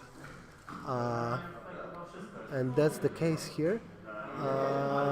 However, it seems that we got a new, very top-level player in Poland. You wouldn't be suspecting this with such not metalist, I would say, but very nice. I mean, I like it. I really like that combination. I mean, it's totally strange. I mean, I cannot see many common points, but he's using that profundity, that MC75 very well. He's just flanking with it, and he uses it very well. I'm wondering if the Liberty wouldn't be better for it in similar build, but well, who knows? Seems to be good enough. That's what I would say. Okay, guys, so we still have plenty of time in this round. So it's 49, it's 50 minutes 49 minutes, so that means that the next round would be after 1 hour, and that would be the top table, most likely the top table or the table 2 for the today's last round. So you know, creme de la creme, the best of the best, I think. We'll see. So just please stay with us, enjoy the transmission, and we'll see.